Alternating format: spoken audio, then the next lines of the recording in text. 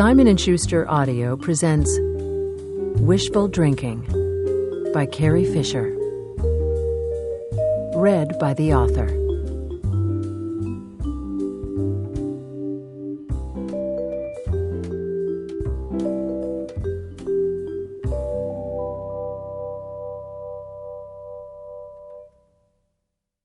An abundance of apparentlys. So I am 52 years old, apparently. Actually, that is more verifiable than the rest of it. I'd better start off with certainties. Here are the headlines. Head, in so many ways, being the operative word. I am 52 years old. I am Carrie Fisher. I have a daughter, Billy. I live in Los Angeles. I have 2 dogs. I have a really nice house. Carrie Fisher is apparently a celebrity of sorts. I mean, she's the daughter of famous parents, one an icon, the other a consort to icons. Actually, that's not completely fair. My father is a singer named Eddie Fisher, what was in the 50s called a crooner with many gold records. I only say my father is a consort because he's really better known for his not-so-private life than the life he lived on stage. His scandals outshone his celebrity. Or you might say that his scandals informed his celebrity in such a way as to make him infamous. My mother, Debbie Reynolds, was in what might be called iconic films, most notably Singing in the Rain. But for whatever reason, when my parents hooked up, it had an extraordinary impact on the masses who bought fan magazines. The media dubbed them America's sweethearts. The idea of them electrified. Their pictures graced the covers of all the tabloids of the day. They were adorable, and as such were ogled by an army of eyes. So cute and cuddly, and in some ways adorably average. The Brad Pitt and Jennifer Aniston of the late 50s, only slightly more so, because they actually managed to procreate, making 2 tiny children to fill out the picture, or pictures, as the case turned out to be. An all-American and photogenic family. When I was younger, starting at about 4, other children would ask me what it was like to be a movie star's daughter. Once I was a little older and understood, to a certain extent, the nature of what celebrity meant, I would say, compared to what? When I wasn't a movie star's daughter? When I lived with my normal, non-show business family, the regulars, Patty and Lowell Regular of Scottsdale, Arizona.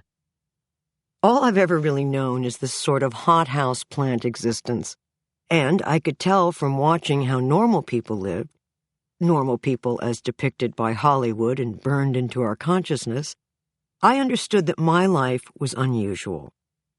Like many others, I grew up watching television shows like My 3 Sons and The Partridge Family and The Real McCoys, and based on the lives depicted on those shows, I knew my life was a different sort of real.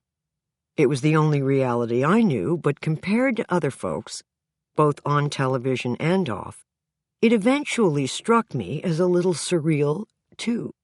And eventually, too, I understood that my version of reality had a tendency to set me apart from others. And when you're young, you want to fit in. Hell, I still want to fit in with certain humans, but as you get older, you get a little more discriminating. Well, my parents were professionally committed to sticking out. So all too frequently, I found myself sticking out right along with them. Now, I'm certainly not asking anyone to feel bad for me or suggest that my existence could be described as a predicament of some kind. I'm simply describing the dynamic that was at work during my formative years. My parents were focus pullers, and when I say parents, I mean my mother, who raised me, and my father, who checked in from time to time. I mean, if I came into a room and said, "You know how you saw your father more on TV than you did in real life?"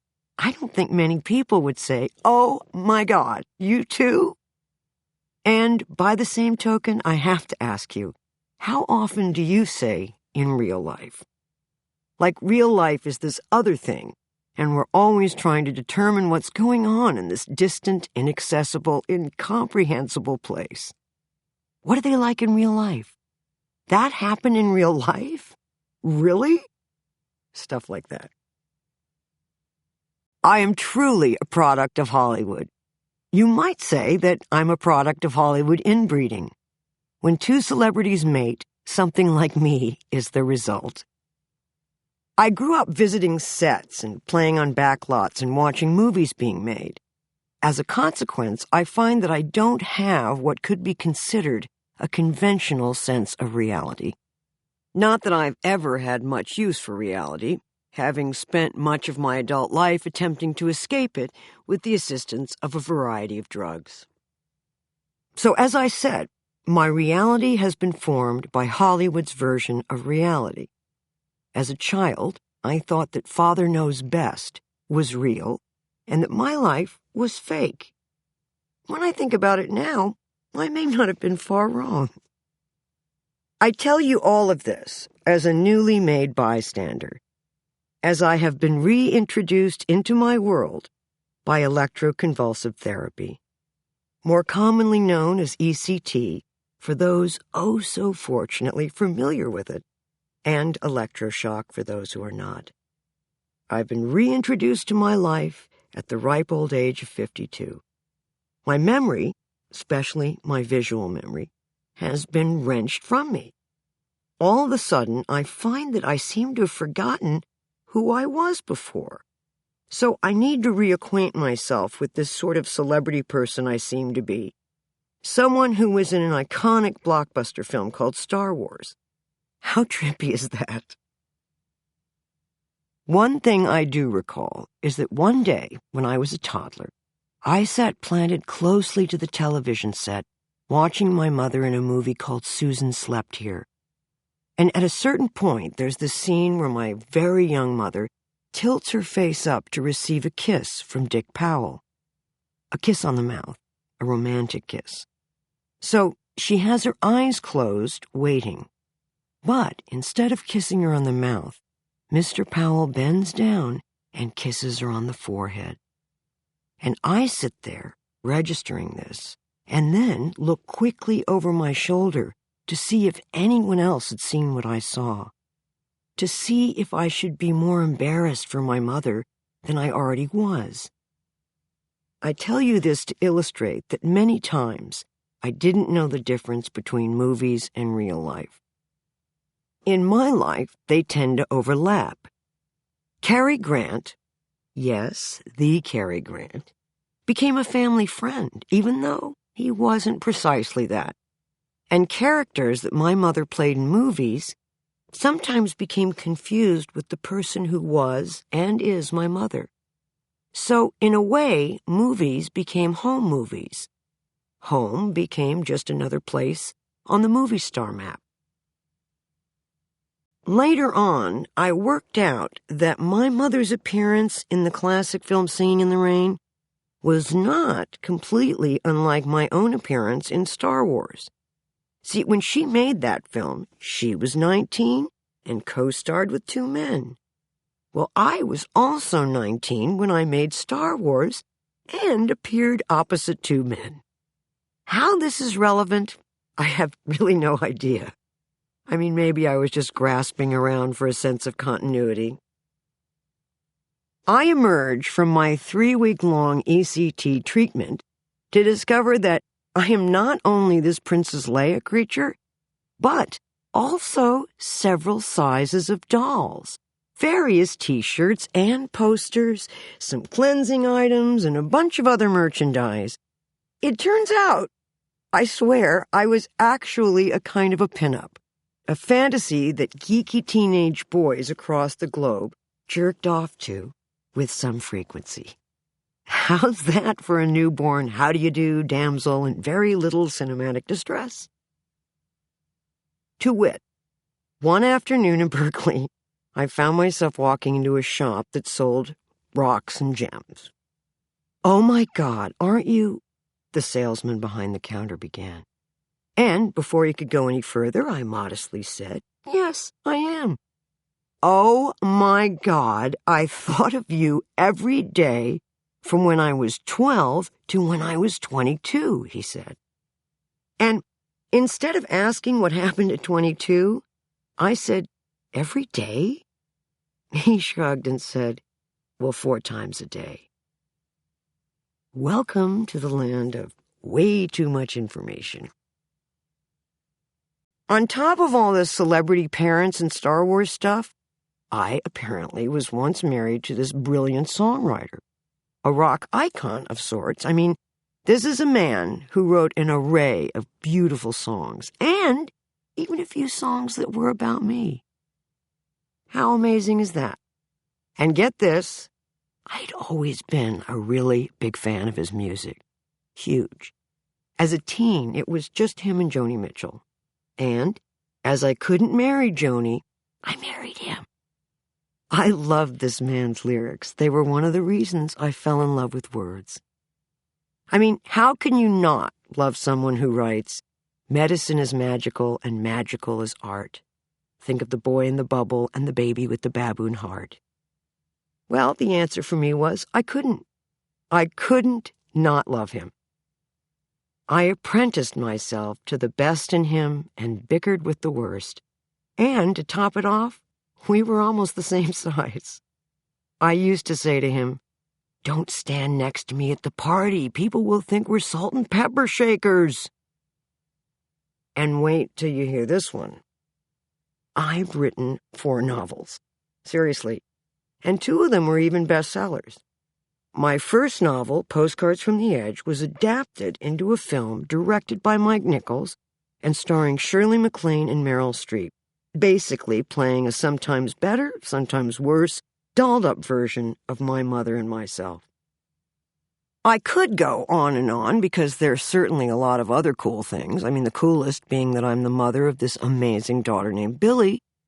She's actually my most extraordinary creation. It occurs to me I might sound as though I'm boasting, and I promise you I'm not.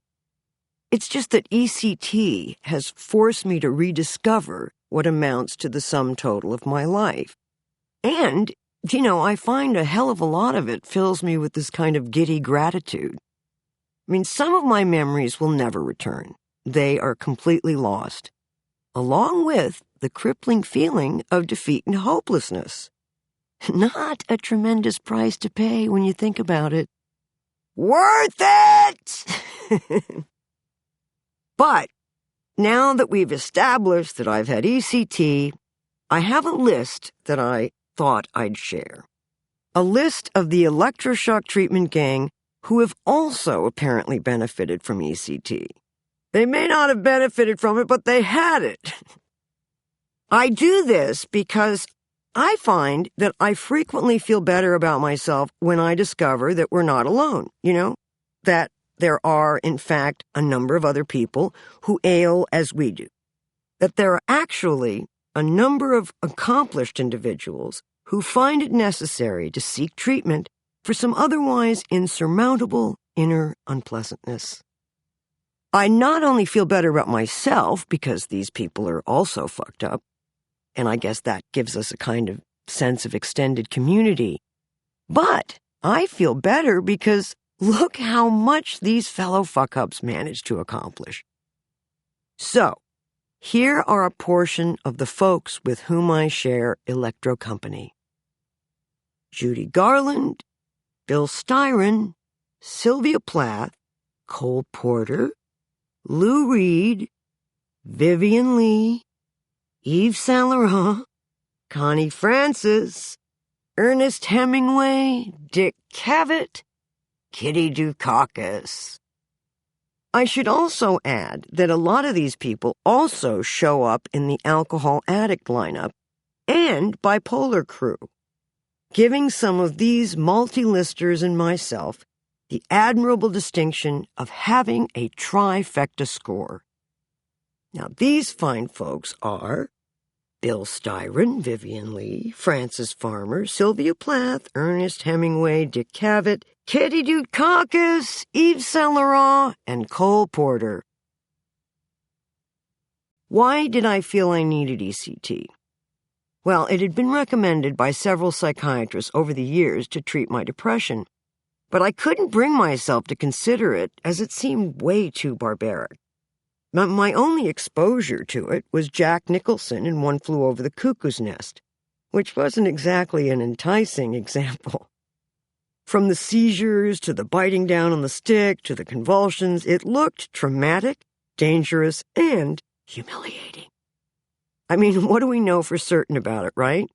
Aren't there a bunch of risks? What if something goes wrong and my brain blows up?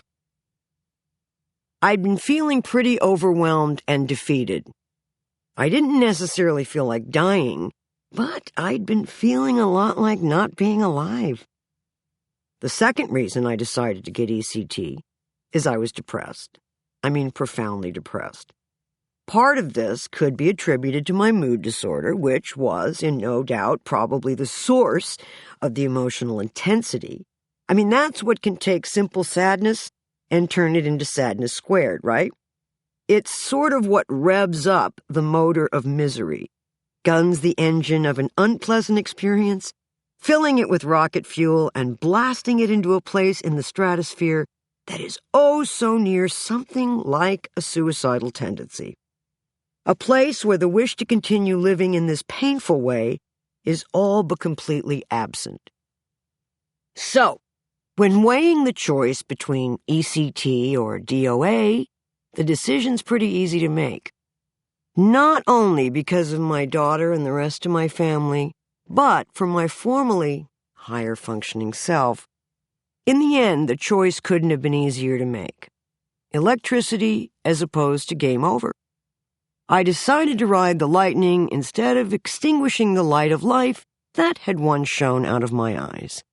I keep my wick lit for my daughter Billy, for my mother, my brother, for my entire family, and for each friend I've made with both hands, one heart, two moods, and a head once crammed with memory. Memory I must now reacquaint myself with. Perhaps now is as good a time as any to share with you the message that currently greets all callers on my answering machine, crafted by my friend Garrett. Hello, and welcome to Carrie's voicemail. Due to recent electroconvulsive therapy, please pay close attention to the following options. Leave your name, number, and brief history as to how Carrie knows you, and she'll get back to you if this jogs what's left of her memory. Thank you for calling, and have a great day. Each night, I do a show where I entertain with tales of my dysfunction. I've done the same show dozens of times in an assortment of cities, yet somehow, depending on the audience, it's always a little different. Adding myself to the dearth of damaged celebrities that seem compelled to share their tales of their time spent circling the drain. Wishful Drinking, both the show and the book, chronicles my all-too-eventful and by necessity amusing Leia-laden life.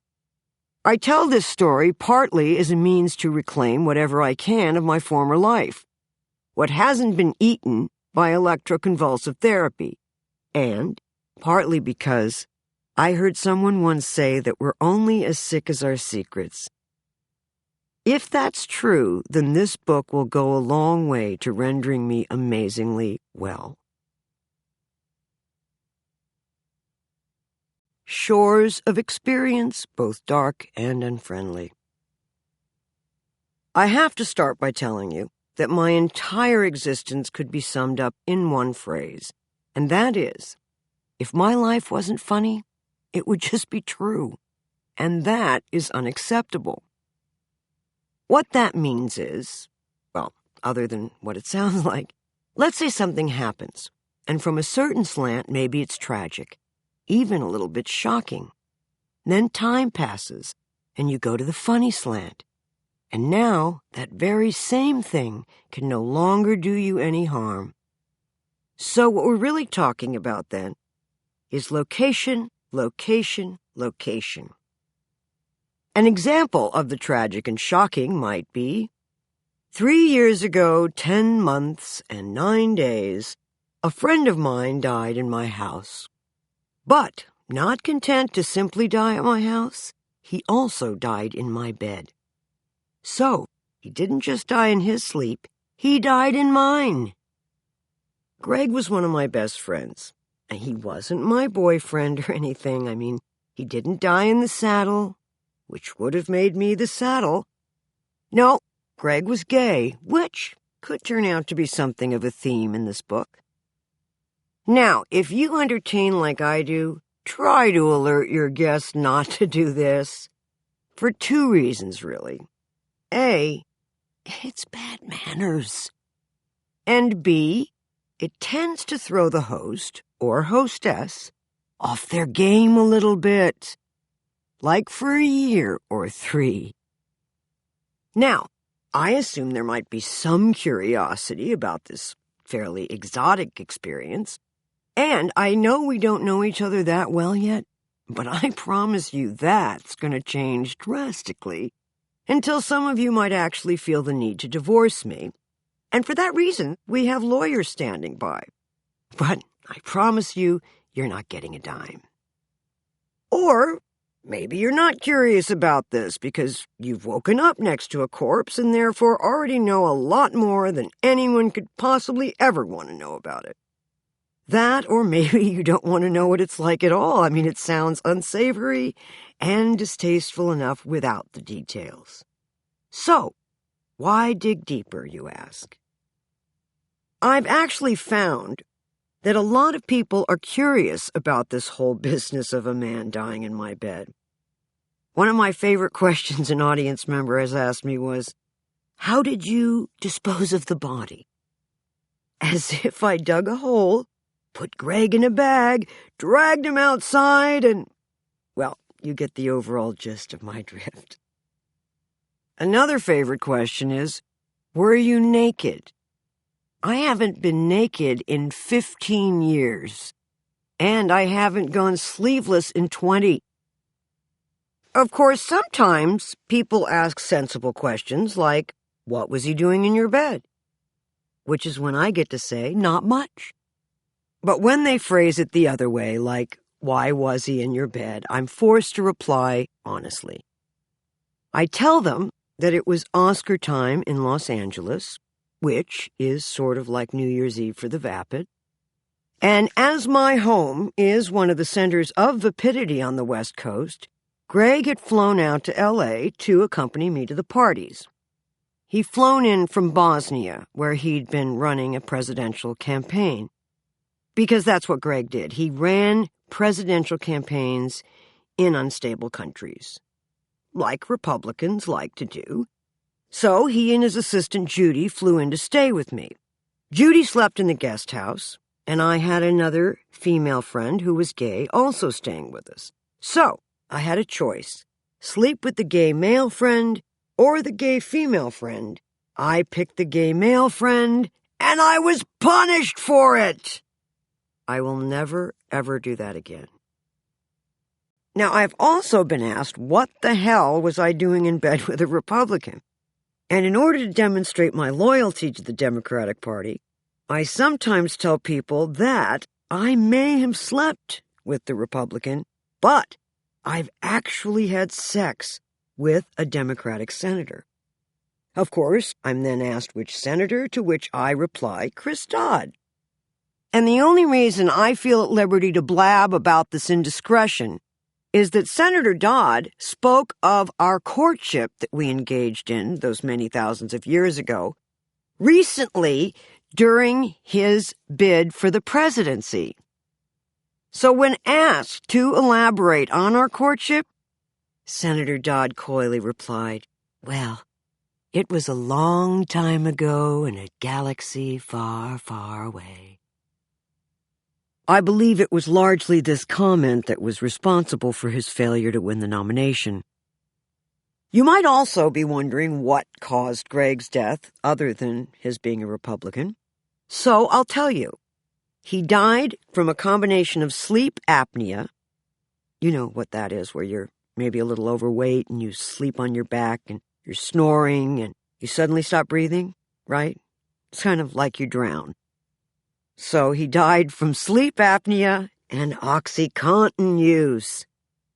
Now, if you don't know what OxyContin is, it is a very strong painkiller that has the nickname OxyCoffin.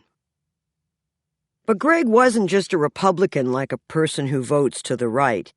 No, he was a Republican kind of like I was Princess Leia.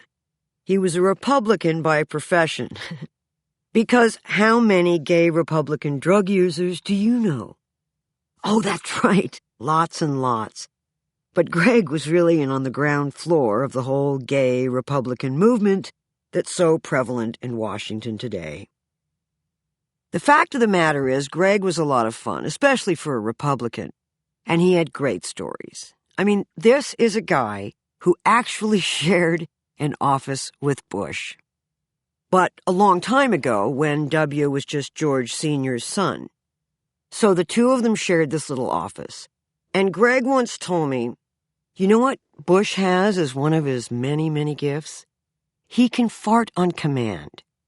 Which is actually, if you think about it, in keeping with his jolly college good old frat boy persona.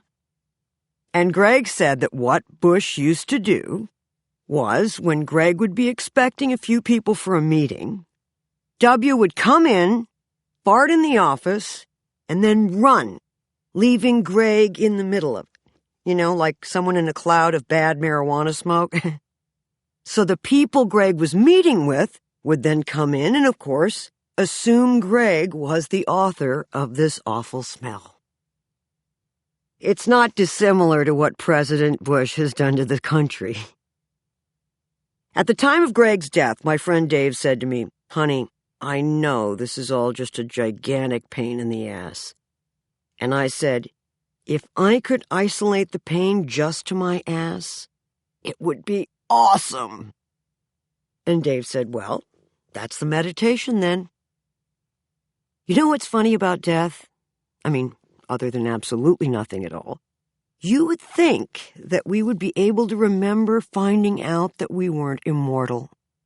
You know, sometimes I see children sobbing in airports and I think, oh, they've just been told. But no, we gradually somehow just seem to have been able to absorb the blow. Blow not being the operative word. Greg did do quite a bit of that, just not on this particular evening. Anyway, enough about death. I just wanted to get that bummer story out of the way at the top of the book. It's over now. All the rest of my stories are fun and laughs and skipping. Scandal outshining celebrity.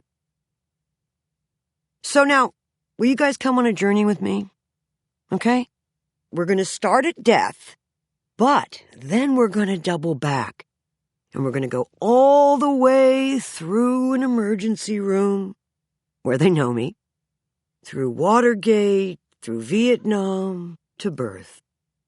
My birth. I was born on October 21st, 1956. This makes me quite old, half a century and change. And I was born in Burbank, California. To simple folk. People of the land. Now, actually, my father was a famous singer. And you want to hear something really cool? My mother's a movie star. Seriously, she's like an icon. A gay icon, but, you know, you take your iconic stature where you can get it. His name is Eddie Fisher, and her name is Debbie Reynolds. Now, my parents had this incredibly vital relationship with an audience. You know, like with muscle and blood. And this was the main competition that I had for my parents' attention. An audience. People like you know who you are. My father had many big hit songs, but perhaps the one he's best remembered for was the song Oh My Papa, which I like to call Oh My Faux Pas. And my mother, well, she did tons and tons of films, but I think maybe the one she's best remembered for is the classic film Singing in the Rain. But she was also nominated for an Oscar for Best Actress for her role in The Unsinkable Molly Brown. But tragically she lost to Julie Andrews for her stunning, layered, and moving portrait of Mary Poppins. Ibsen's Mary Poppins, of course. My mother was also in another film called Tammy, which was also a hit song, which really pissed my father off because that was his area. She was actually pregnant with me when she filmed Tammy. So if you look very closely, there's a scene where she and Leslie Nielsen are trying to save some prized tomatoes in a rainstorm, like they do in old movies. Well, I'm the bulge in the side of her abdomen. It's some of my best screen work, so I urge you to see it. Oh, and she was also pregnant with me in yet another film called A Bundle of Joy, co-starring that marvelous method actor, Carrie Fisher. When I was born, my mother was given anesthesia because they didn't have epidurals in those days. I always thought they should make epidurals that worked from the neck up, which was a condition I aspired to for most of what I laughingly refer to as my adult life. Anyway, so my mother was unconscious. Now, my mother is a beautiful woman. She's beautiful today in her 70s, so at 24, she looked like a Christmas morning. So all the doctors were buzzing around her pretty head, going, "Oh, look, there's Debbie Reynolds, how pretty, asleep." And my father, upon seeing me start to come through, crowned with all the placenta and everything else, my father faints dead away. So now all the nurses go, "Oh, look, there's Eddie Fisher, the crooner on the ground. Let's go look at him." So when I arrived, I was virtually unattended. And I have been trying to make up for that fact ever since. Even this book is a pathetic bid for the attention I lacked as a newborn. My father was best friends with a very charismatic producer named Mike Todd. Mike Todd produced a film called Around the World in 80 Days, which won an Oscar for Best Picture. So my father and mother, Mike Todd, his fiancée, who happened to be Elizabeth Taylor, they went everywhere together, They went to nightclubs and on cruises. They literally traveled the world. So when Mike and Elizabeth got married, my father was Mike Todd's best man, and my mother was Elizabeth's matron of honor. She even washed her hair on her wedding day. Now, later I heard my mother mumble she wished she'd washed it with Nair, but she's not a bitter woman. Anyway, I was about 2 when my brother was born, and my father so adored Mike Todd that my brother Todd was named for him. Now, perhaps not realizing that in the Jewish faith, it is considered bad luck to name a newborn after someone who is still living. A silly superstition, or so they thought. Because about a year later, Mike Todd took off in a private plane in a rainstorm, and the following morning Elizabeth was a widow. Well, naturally, my father flew to Elizabeth's side, gradually making his way slowly to her front. He first dried her eyes with his handkerchief, and then consoled her with flowers, and ultimately he consoled her with his penis. Now this made marriage to my mother awkward, so he was gone within the week, and as far as I know, he has not returned, up to this very day. But you know what? I have high hopes for the run of my show, because I think one night they're both going to come to the show on the same night, run into each other, get that old feeling, get back together, and raise me right. Now, some of you might be thinking, well, that explains it. She's the product of Hollywood inbreeding.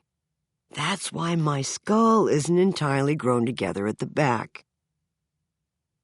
Recently, my daughter Billy, who's 16 now, she had a flirtation with Mike Todd and Elizabeth's grandson, Reese. And when they first met, they were trying to work out how it all fit together, and if they were related in any way. So I thought about it. Now, when I think, I need this enormous chalkboard with a chart to hold my thoughts because I have so many zooming this way and that. And then it's also helpful if I can have some pictures and a pen so I can organize the insanity that is my thought process and my family. Welcome, class, to Hollywood 101. Thank you so much for enrolling. All right, so over here at the top left of the chart, we have Eddie and Debbie. In the 50s, they were known as America's sweethearts. Now, for those of you that are too young to relate to any of this, try to think of it this way. Think of Eddie as Brad Pitt, Debbie as Jennifer Aniston, and Elizabeth as Angelina Jolie. Does that help? That should help. All right, so Eddie consoles Elizabeth with his penis. Elizabeth takes a movie in Rome, big budget film called Cleopatra. She meets her co-star Richard Burton. So goodbye, Eddie. Hello, Richard. These two hit it off like gangbusters, whatever that means, and they met and they married. They had a wild, passionate relationship with violet eyes and Welsh accents and acting and diamonds and drinking and dancing and sex and joy and love. But it was a passionate relationship, and those can become stormy. So then what do you think happens? That's right, they get divorced. But they have good memories of each other, so what do you think they do then?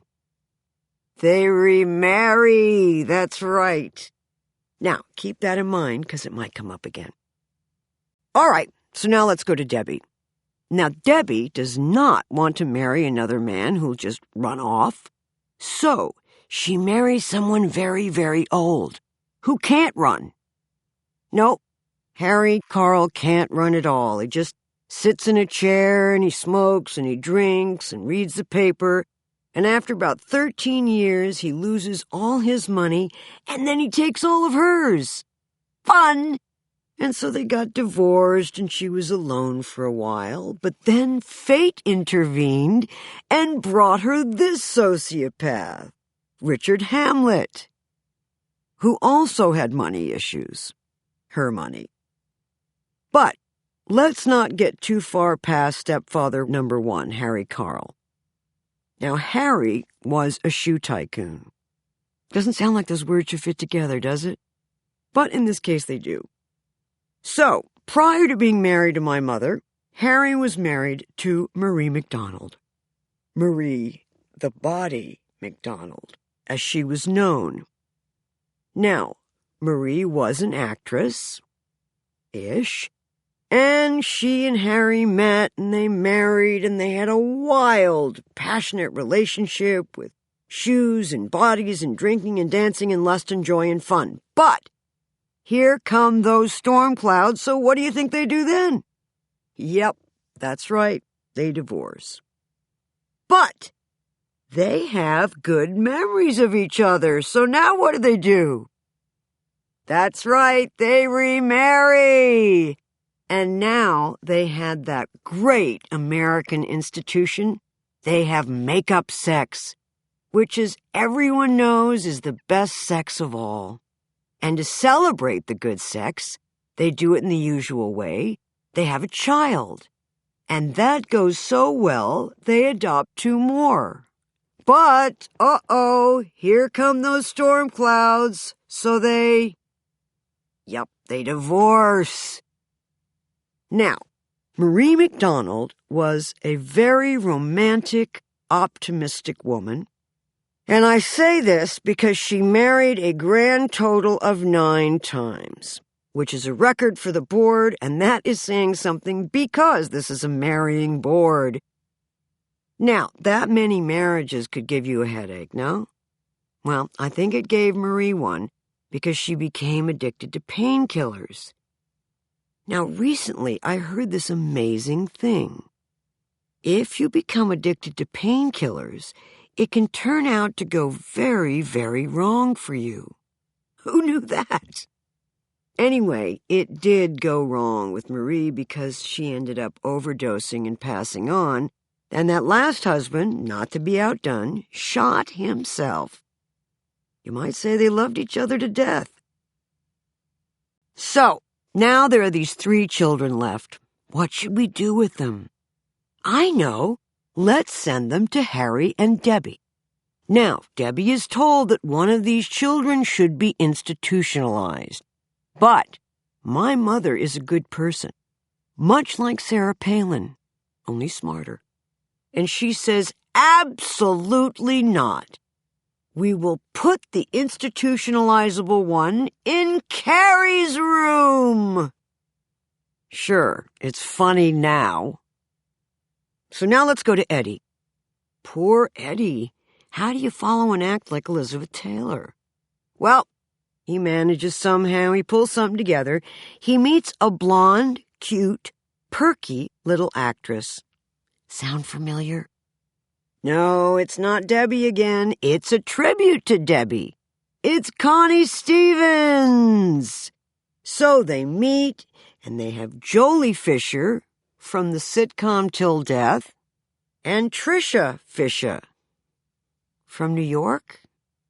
Oh, wait a second. Did Eddie forget to marry Connie? He did. He forgot to marry her. But eventually he remembers, so they get married.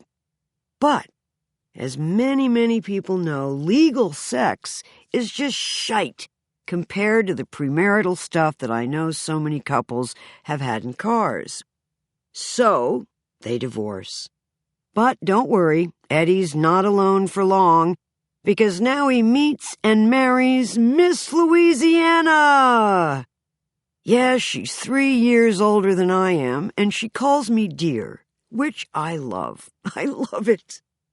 Now, I thought this relationship would go on and on and on because, Miss Louisiana is in her early 20s, and Eddie's in his late 50s, so she had so many years to devote to him. But what do you think happens? Yep, they divorce. I was stunned. But don't worry, he's not alone for long, because now he meets and marries this really lovely woman named Betty Lynn. Betty is from China, and she takes fantastic care of my father, and believe me, he needs it. And she's the same age as Eddie, which hasn't happened since the Debbie and Liz stuff. And the other good thing about Betty is that she's rich. Which is handy because Eddie's gone bankrupt 4 times by now. So they're happy for 10, 15 glorious years. But then what do you think happens? That one's actually a trick question because they don't divorce. Betty passes away. It was sad. But don't worry, he's not alone for long, because now my father dates all of Chinatown. He does this partly as a tribute to Betty, partly because my father has had so many facelifts that he looks Asian himself. So it's more right that way. They're more like a match set. Okay, so now let's recap. Eddie and Debbie have me and my brother Todd. I grow up, sort of, and I marry Paul Simon. Now, Paul is a short Jewish singer, and Eddie Fisher is a short Jewish singer. Any questions? My mother makes a blueprint, and I follow it to the letter. So Paul and I have a passionate relationship with lots of words, big words, clever words. Uh-oh, the words get mean. So now we get divorced. But don't worry, I'm not alone for long. 'Cause now I meet Brian Lord. Brian is a talent agent, so fewer words, great sex. We celebrate and we have a child together, Billy Lord. Elizabeth and Mike Todd have Liza Todd. Liza is a wonderful sculptress, and she meets and marries her art professor, Professor Hap Tivy. Hap is short for happy, so he's not Jewish. Anyway, they have Quinn Tivy and Reese Tivy. So, Reese Tivy and Billy Lord. Are they related? You can peek back at the chart if you haven't already. I told them, you're related by scandal. I just hope the two of them marry someday so all this will be worthwhile. And that is Hollywood inbreeding. Hollywood inbreeding is a little like royal inbreeding. And after all, celebrity is sort of like American royalty. So my brother and I are like those sad, sad royal inbred cases, like King Charles II of Spain, the last of the Habsburgs. Charles, now this man was so horribly inbred that his aunt was also his grandmother. And his tongue was so large that he couldn't chew, couldn't be understood, and he drooled.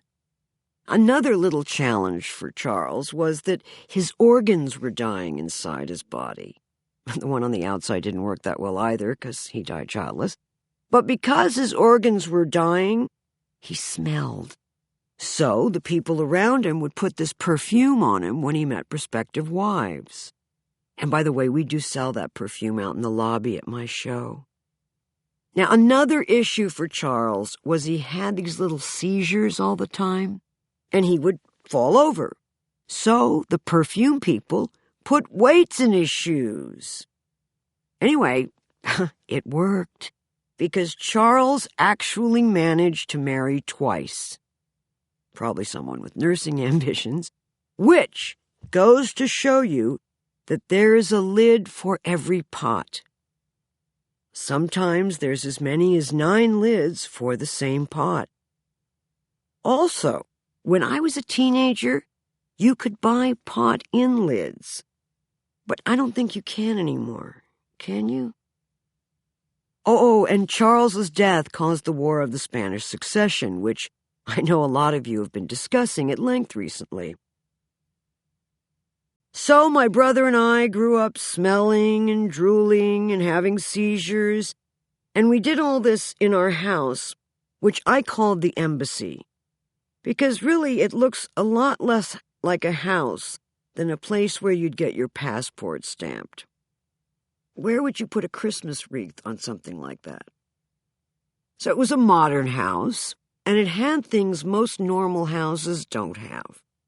For example, we had 8 little pink refrigerators, in case Snow White and the 7 Dwarfs came by. And we had a lanai and utility closets. And we had 3 pools, in case 2 broke. Now, there was also my mother's closet, which I always thought of as the Church of Latter-day Debbie.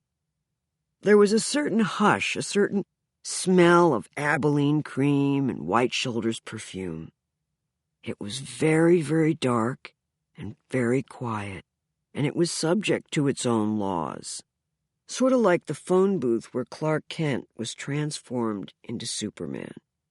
My mother's closet was the magical place that she entered as my mom and emerged as Debbie Reynolds.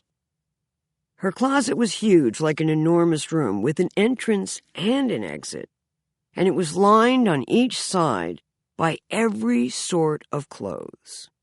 Gowns, slacks, blouses, shoes, and hat boxes, all manner of attire imaginable, and even the unimaginable. I remember she had all these long, pale gowns made out of beads. One in particular was this blue gown that shimmered with blue beads, and it even had blue fur on the sleeves and on the hem. So she'd float through a room in these movie star gowns. Then there was this long, shimmery white chest of drawers where she kept all of her underwear and bras and slips and stockings, all neatly folded up and smelling of sachet. She had this weird giant underwear that went over her belly button, big underpants and huge bras.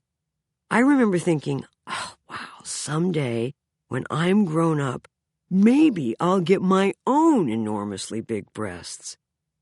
I used to watch while my mother lifted up her huge fun bag so she could wash underneath them. Eventually, I actually did get those big breasts, and now I am truly sorry. My mother's closet wasn't off limits, but It was very much hers, and therefore my younger brother Todd and I valued it. It was prized because of how highly we prized our mother. She was often away, and when we missed her, we could go into her closet and put our faces into a bunch of clothes and inhale the powdery, flowery scent of her. We would put shows on together in the closet, making some kind of airplane game or restaurant game. And then there was this hat that we for some reason called the bum-bum hat. It was this giant straw hat with a brim that continued on over your eyes so you could look out of this green mesh. We loved nothing more than to put on the bum-bum hat and look through the green mesh at our suddenly transformed surroundings. My mother was magnificent when she was decked out in all her glory, when she was ablaze with all manner of jewelry and gems and shimmering diamond earrings and her neck encircled with bright stones that caught the light, and a gown with matching shoes and stockings and makeup, and her tall wig carefully coiffed by her hairdresser Sidney Gilleroff, or Uncle Sidney as we were encouraged to call him. Sidney's name could be found in the credits of some of the more classic MGM films of all time. My mother would emerge from her dressing room a vision, so glamorous and so not of this world. When my mom was home on weekends, we stayed with her as much as possible, which frequently meant that we were very involved in watching our mother. Right next to her closet, there was this huge bathroom with magenta marble and mirrors everywhere, and I remember the smells of her perfume, the L'air du Temps, or the creams like Pond's or Abilene. And on the bathtub, there were always 2 or 3 monogrammed face cloths laid out with her initials, D.R.K., Debbie Reynolds Carl. And then there was the shrine of the wigs, which was at the end of one countertop, along with what seemed to me like hundreds and hundreds of lipsticks, and eyebrow pencils, and false eyelashes. My mother was unbelievably meticulous at all of this.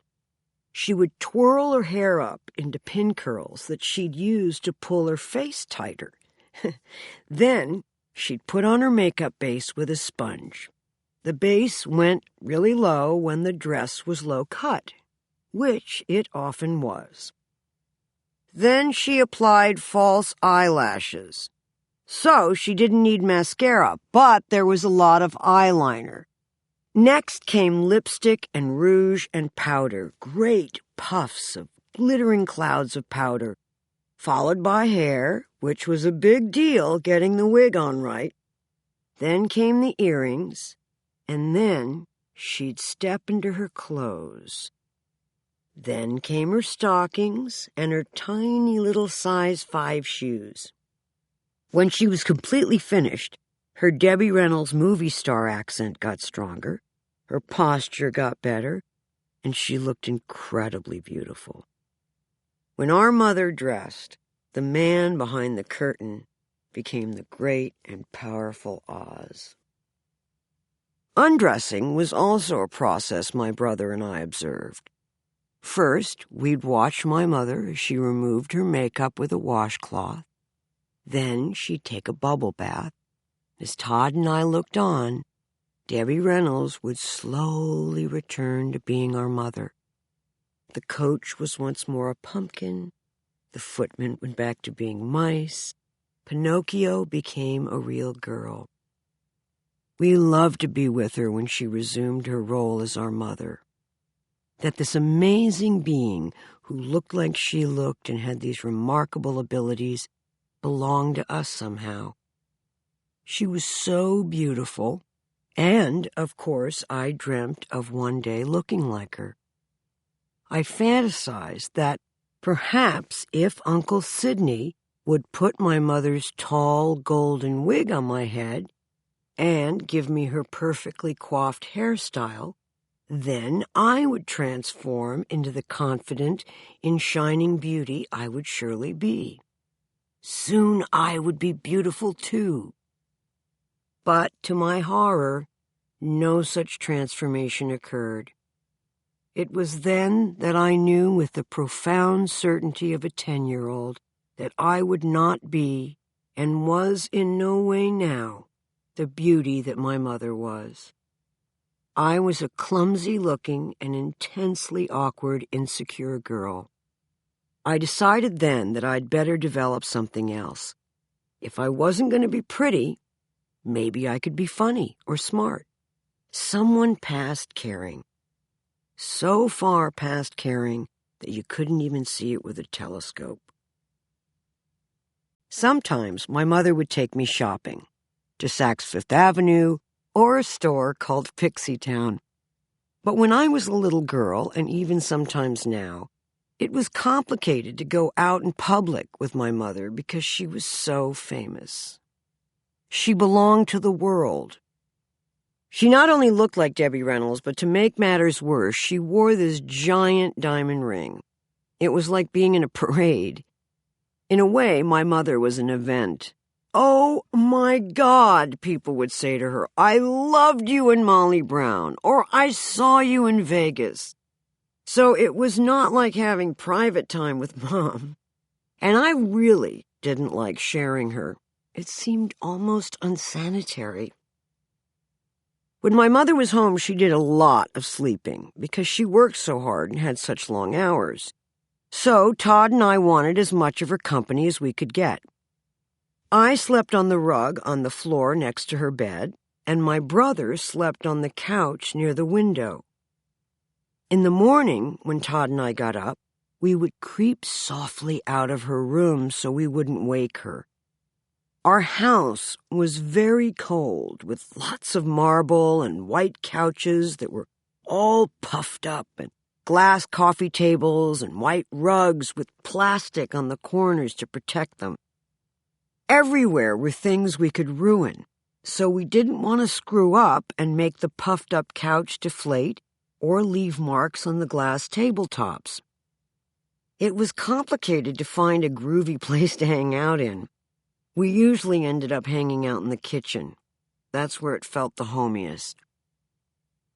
Now, my stepfather, Harry Carl, was not a handsome man. But because he was wealthy and well-groomed, he was said to be distinguished-looking. That's ugly with money. They actually made a movie about Harry Carl and Marie McDonald and their multiple marriages. It was called The Marrying Man, and Alec Baldwin played Harry Carl. And I think the resemblance is astonishing. Harry had his own room with a closet that was pristine and beige. We had a laundress named Letha who came in once a week to do Harry's shirts.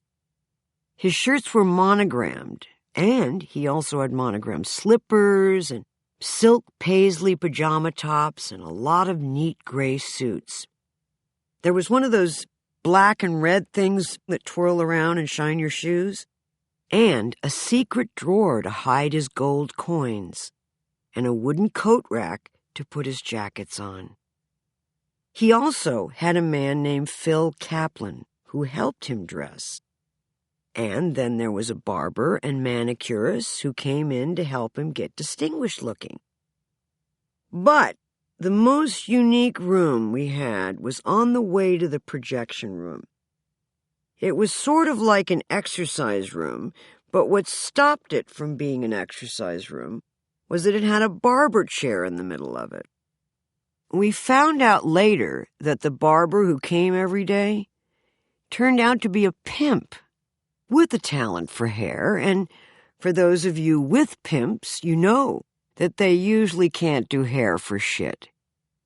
So the manicurists that the barber brought with him every day, they were probably doing more of a French manicure, don't you think?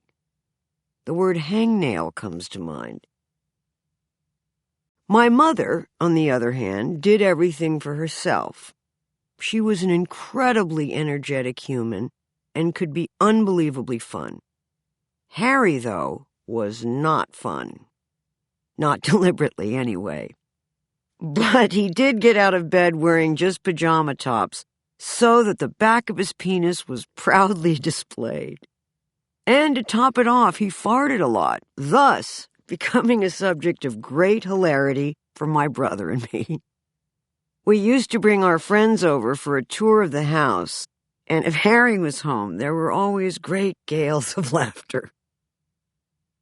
Anyway, the whole manicurist thing made marriage to my mother awkward, coupled with the taking of all her money. So she took a musical in New York to get out of the marriage, which in Hollywood is a legal way to dissolve a union without involving lawyers. So when I was about 16, my mother took me out of high school and moved my brother and myself to New York for the year, and she put me in the chorus of her show. I don't care what you've heard. Chorus work is far more valuable to a child than any education could ever be. I grew up knowing that I had the prettiest mother of anyone in my class. As long as I was in class, even after, though, she was the funniest, the prettiest, the kindest, most talented. I had the only tap-dancing mother. In New York, we all lived on a nice little street on the Upper West Side, sandwiched conveniently between a music school and a funeral home. Anyway, on one particular evening, I was out on the town with some of the other kids from the chorus of the show, trying my best to be very grown up, as they were all at least 10 years older than I was.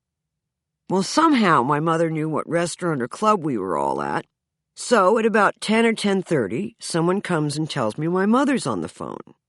Well, I'm not thrilled to have my hijinks interrupted by my mommy, reminding everyone that I'm far younger than they are and not to be taken seriously. Shit. So I grumble through the people and tables, making my way to the waiting phone. Yeah, Mom, hey, could I talk to you She interrupts me. I'm at the hospital with your brother. He shot himself in the leg with a blank. What? I say. He'll be fine, dear, she continues. He's in surgery now, and they're cleaning the gunpowder out of the wound. He's very lucky. A few inches up, and he could have blown his penis off?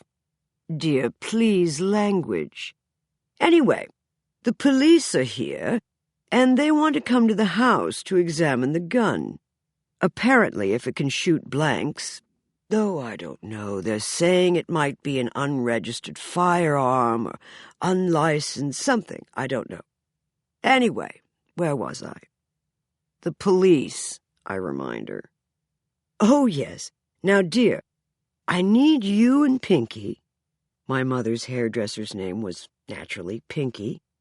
I need you to get to the house before the police to let them in.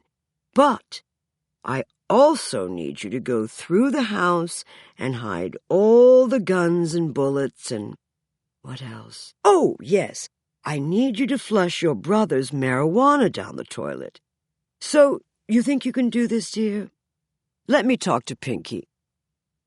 Well, this part was kind of thrilling, I have to say. Who knew we had bullets and guns in the house? Granted, they were my stepfather's show guns that he wore ridiculously in some Christmas parade some years back. But it turned out it was considered a firearm. We were suddenly more like a mafia family than a show business one. So Pinky and I rush back to our townhouse and hide the guns and bullets in the washing machine. They'll never look there. And we sadly flush an enormous plastic bag with almost an entire lid of particularly pungent pot. Then I go out to check the scene of the crime, my mother's bedroom, where the shooting had occurred. And I have to say, it was quite something to behold. There are flecks of blood all over the walls and a considerable amount of blood on the bed. A sheet had been shredded in an effort to make a tourniquet. Wow, this was truly drama, and it was happening in real life, of all places. My real life. surreal as it all too frequently became when I was living with my show business family and not the regulars of Scottsdale. But if I thought it was surreal at this point, it was about to get a whole lot surrealer. I know, that's not an actual word. So, now it's Saturday night in New York. You would normally think that this wouldn't be a particularly slow night for crime in New York, but you wouldn't know it by our living room because we've got 5 homicide policemen milling around asking my mother pertinent questions about the crime like, did you know John Wayne? What kind of guy was he?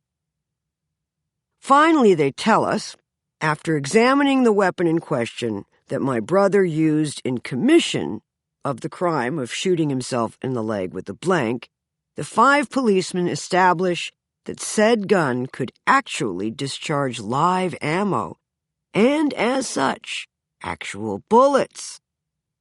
What all this means is that my mother is in possession of an unlicensed firearm and needs to come down to the local precinct where she would be officially booked for possession of a firearm. So now it's about 4 a.m., and my mother and I are taken down to the police station for her mug shot and to be fingerprinted along with the rest of the hookers and dope fiends and murderers and thieves. So by the time we get home, it's close to 6, and my mother and I are at the kitchen table totally exhausted. Suddenly, there's a knock at the door, and we look at each other. Well, who could that possibly be at this hour? My mother gets up to see while I wait nervously. When she returns, she's laughing. What? I ask. Who was it? It was a couple of reporters, she explains, catching her breath. They heard Todd had been shot in the leg, and they wanted to know if I had done it for publicity for the show. You know, to drum up additional ticket sales. I so badly wanted to tell them yes, and now I can only do one more Broadway musical, because I only have one child left to shoot for publicity. It's almost dawn, and we're both so tired by now that we're a little punchy, so we begin to invent other reasons why my mother might have shot my brother. We come up with everything from he wouldn't clean his bedroom, to he stopped feeding his turtle, to his grades were down. All perfectly credible as far as we were concerned. The next day, there's a photograph of my brother in the hospital with my mother in a mink hat smiling beside him on the front page of the Daily News. The headline read, Picasso dies. Now, one detail I neglected to mention is that right after the gun discharged the blank into my brother's upper thigh, my mother was naturally frantic seeing all the blood on her only son. So she did what any mother, frantic with worry for her child's welfare, might do. She called a cab. Anyway, cut to 30 years later. My brother arrives at Kennedy Airport in New York on business, and he gets in a taxi to take him into the city.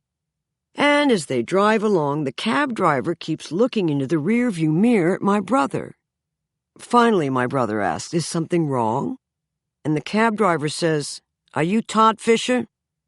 And after my brother verifies that he is, the cabbie pulls an old, crumpled, bloody strip of sheet out from the visor over the front passenger side of the car and brandishes it for my brother to see. I drove the cab that took you to the hospital that night with your mom back in the 70s. Of course he did.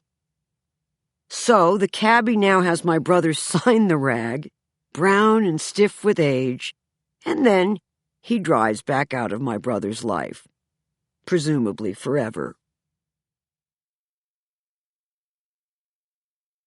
A nearby arranged all around her. My mother has moved into a house she bought next door from mine.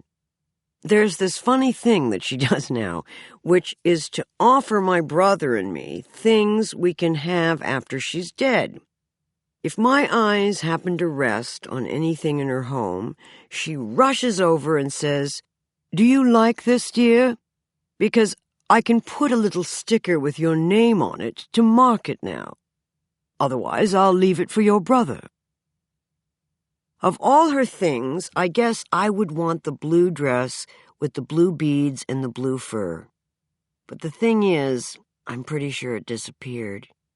But I still want it sort of passionately. I'll have to ask her to see if she can find it, and if she does, get her to put a red dot on it. As a kid, I remember thinking there is no other mother that even comes close to my mom. Then I became a teenager and thought she was an asshole because, let's face it, it's a teenager's job to find her parent annoying and ridiculous. Just ask my daughter. Anyway, after I was finished thinking she was this trippy lunatic, I realized she was pretty fucking amazing. I mean, she's loyal, she's reliable, she's totally great, seriously. She's also really quick, and she can be really, really witty. She also still performs at the age of 76, and she never misses a show. Whether she's tired or her foot hurts, when she's out there on stage, she's radiant. This woman is the consummate performer. I've watched her for my whole life, and she's got this insanely strong life force. It pours through her veins and her muscles and her heart. She's remarkable. But here's the thing. She's also a little bit eccentric. She's always had a lot of unique ideas. For example, she thought it would be a good idea for me to have a child with her last husband, Richard, because it would have nice eyes. I should probably explain that, my mother had gone through the change so she could no longer have children, and Richard didn't have any children of his own yet. And he had nice eyes. My womb was free, and we're related. Now, my mother didn't bring this up just once or twice like a normal mother would. She brought it up many, many times, and mostly while I was driving. And when I finally suggested to her that this might be an odd idea, she said, "Oh, darling, have you read the Inquirer lately? We live in a very strange world." Well, when the Inquirer becomes your standard for living, you're in a lot of trouble. When I told my grandmother about my mother's idea, she said, "Well, that's not right." The voice of reason. My grandmother, Maxine, is from El Paso, Texas. My mother's entire clan is from Texas, and my father's people are from South Philly and all around there. So basically, we're white trash. But because of the celebrity factor, I think of us as blue-blooded white trash. I bring my grandmother up because when my mother was about 7, my grandmother locked her in the closet. For not finishing her dinner or homework. My grandmother was the one who told this story, by the way. Anyway, after my mother had been in the closet for about an hour, she asked my grandmother for a glass of water. And my grandmother naturally said, "Why?" And my mother said, "Because I've just spit on all your dresses, and now I've run out of spit, and I want to spit all over your shoes." These are the people I hail from. When I asked my grandmother later why she thought this form of discipline was appropriate, she said, "Well, we did not have Cosmopolitan magazine in those days, so we did not know that it was wrong." Don't you think my family has a really weird relationship with magazines? Anyway, my mother and I never did go forward with the plan for me to have Richard's baby, and I think that probably turned out to be a good thing. I mean, aside from the obvious, my sister, my daughter, my sister, my daughter, my mother ended up hating Richard, and she had a really good reason. He broke her pension plan and took all the money she'd made since Harry took the first batch. So she says to me at this point, "You know, dear, Eddie's starting to look like the good husband." Eddie, the Good Husband, by Anton Chekhov. What can you say about my father? My father is unbelievably likable. I mean, you would love him. Now, he also smokes 4 joints a day. Not for medical reasons, so I call him Puff Daddy. But anyway, he is just adorable. There is a reason he was able to get all that high-quality pussy, except for Miss Louisiana, and anyone can make one mistake. So after he wrote his, well, he called it an autobiography. I thought of it more as a novel. After he wrote his novel, Been There, Done That, or, as I like to call it, Been There, Done Them, because it was really just about all the women he'd ever slept with and how the sex was and what their bodies were like. So it is a feel-good read. But after I read it, well, for starters, I wanted to get my DNA fumigated. But I read it partly out of loyalty and partly because the Enquirer had called me to ask how I felt about my father alluding to the fact that my mother was a lesbian in the book. Well, of course, it delighted me. And not that it matters, but my mother is not a lesbian, okay? She's just a really, really bad heterosexual. Both hands, one heart, 2 moods, and a head. A few years ago, my daughter and I visited my father in San Francisco, where he lives because there's a really big Chinatown there. Anyway, the day before, he had just gotten these tiny little hearing aids. You know the ones that they fit right inside your ears? They're really, really expensive. Some people say 3,000, others say 5. Anyway, really expensive. So he'd gotten them the day before. So the night before, he didn't want to lose them or forget where they were. So he'd put them in his pillbox next to his bed so he'd remember where they were in the morning. Yep, that's right. He ate them.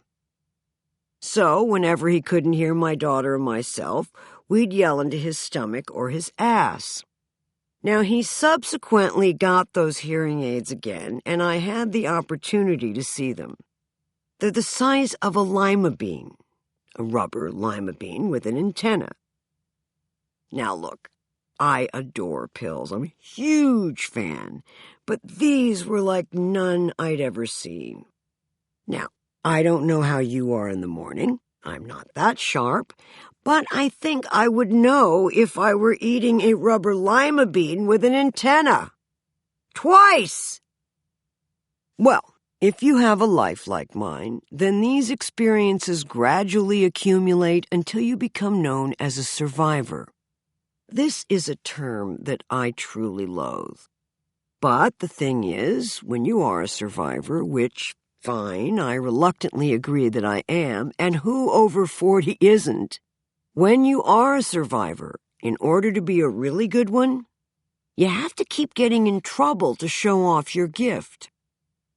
My mother says, well, dear, what are the choices? Not surviving? But then, this is from the woman who, when asked for dating advice, says, for what age? My mother, who incidentally lives next door to me, she calls me to this day and says, hello, dear, this is your mother, Debbie. You know, as opposed to my mother, Vladimir or Jean-Jacques. I have a very loud voice. I used to say my voice was designed to wrest people from dreams. My mother grew up in Texas on the border of Mexico, but she learned to speak properly with the assistance of Lillian Sidney, her vocal coach at MGM. Over time, she was able to gradually but completely lose her accent, unless she got really angry or frustrated with Todd and me, And then she's been known to say, "Carrie, Francis, y'all get your butts in here." But my mom has what I can only describe as a movie star accent. It's very breathless and elegant, kind of mid-Atlantic. My brother and I frequently talk this way to each other now. "Hello, dear, this is your brother, Todd." A few years back, I interviewed my mother for this tragic cable talk show I was doing, and this was for the Mother's Day show. Anyway, we're chatting along pretty gaily for straight people, and then suddenly, somewhere in the middle of our little chat, my mother casually says, "You know, dear, it's like that time when I was a little girl and I was kidnapped." What? "Oh, darling, I told you about all of this, but you've just forgotten." Now, this was before my ECT, so there is no way I'd forget something like that.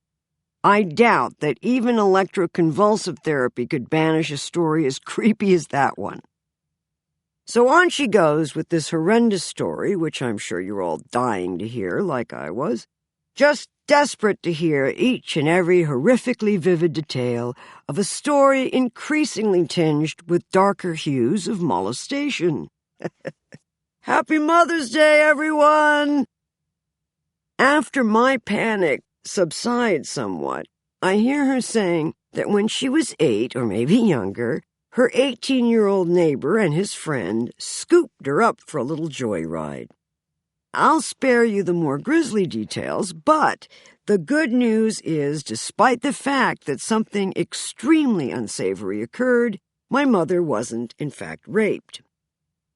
Anyway, long, gross story short, the father of the boy who encouraged my mom to consider a part of his anatomy a lollipop called my grandmother and pleaded with her not to go to the police. "I guarantee you I'll make sure he never does this again." "How?" asks my grandmother, to which the boy's father somehow conveyed his intention to castrate his son. "I'll fix him so he can't."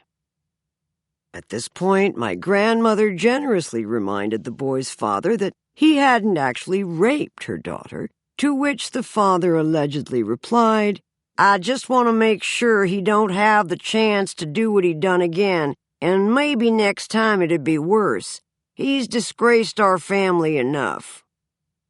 Ah, the lovely family stories one has. When I was about 15, my mother had started dating a man named Bob Fallon, and my brother and I called him Bob Phallus because he came equipped with exotic creams and sex toys. You know, aphrodisiacs.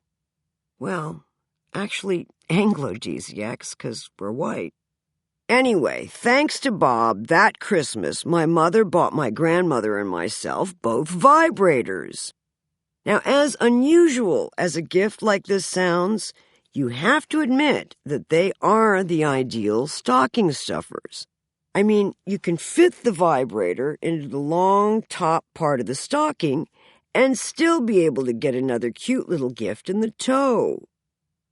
Well, I have to admit, I enjoyed mine, but my grandmother refused to use hers. She was concerned that it would short-circuit her pacemaker. She said she'd gone this long without an orgasm, she might as well go the whole way. And that pacemaker, by the way, was later recalled. Now look, I know a lot of you might be thinking that many of the stories I'm telling you are way over the top, and I would totally have to agree. But you can't imagine what I'm leaving out. Anyway, I'd been singing in my mother's nightclub act since I was about 13, like most teenagers, and I continued to perform with her until I was 17.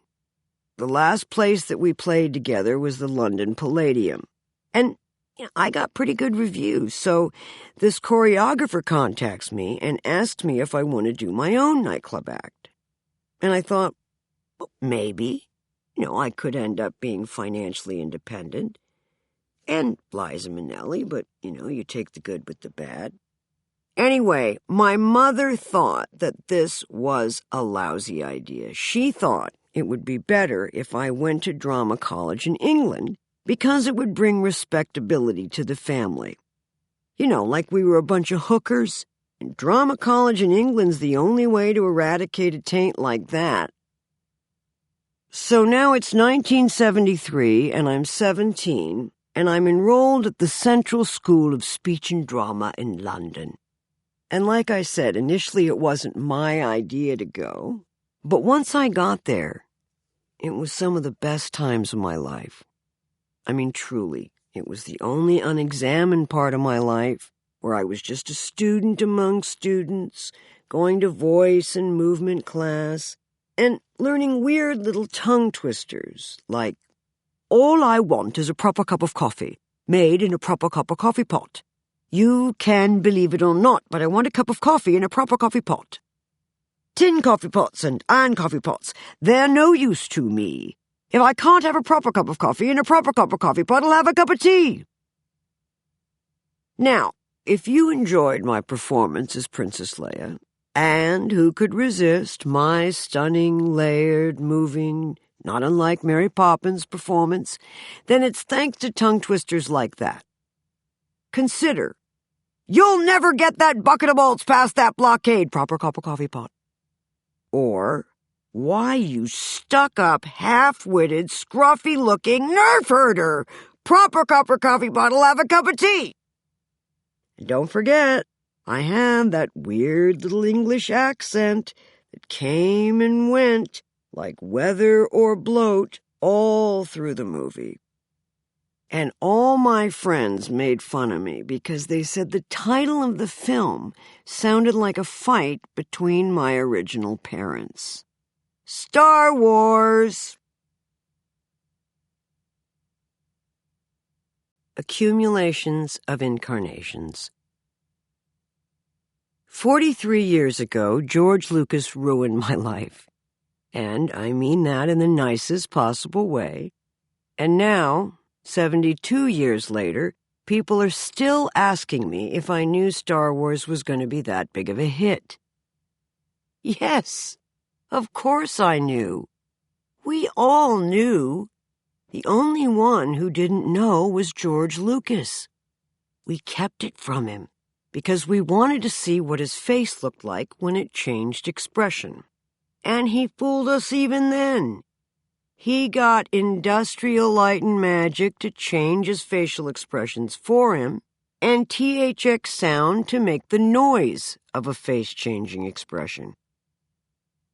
Not only was he virtually expressionless in those days, but he also hardly talked at all. His only two directions to the three of us in the first film were faster and more intense. Remember the trash compactor scene in the first Star Wars?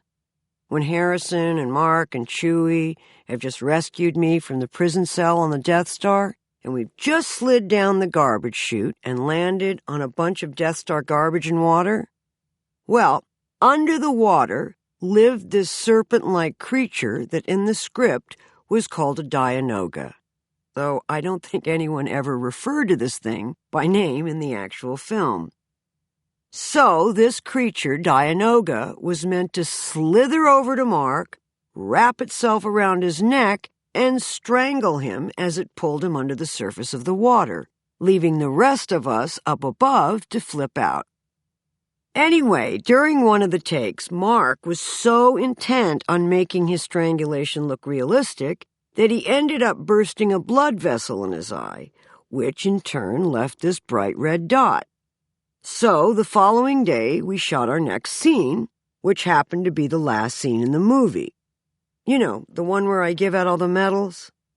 Mark had to grin like a motherfucker in that scene in order to conceal his red dot. Because ultimately, who's going to give a medal to someone with a big, stupid red dot in their eye? I don't care how much force is with him. George also made me take shooting lessons because in the first film I would grimace horribly at the deafening sound of the blanks from the blasters and the squibs that the special effects team would place all over the set and on the stormtroopers. So George wanted to make me look like I'd been shooting blasters for my entire Alderaan existence. So he sent me to the same man who taught Robert De Niro to shoot weapons in Taxi Driver. Anyway, the shooting range was in this cellar in Midtown Manhattan, populated with policemen and all manner of firearm aficionados.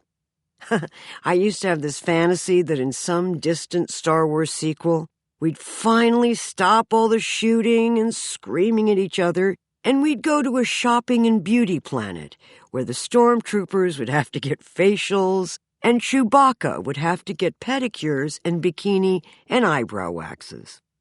I felt that at some point I should get, okay, fine, maybe not equal time, but just a few scenes where we did a lot of girly things. Imagine the shopping we might have done on Tatooine, or a little Death Star souvenir shop where you could get t-shirts that said, "My parents got the Force and jumped to light speed, and all I got was this lousy t-shirt." Or, "My boyfriend blew Jabba the Hutt, and all I got," etc., etc.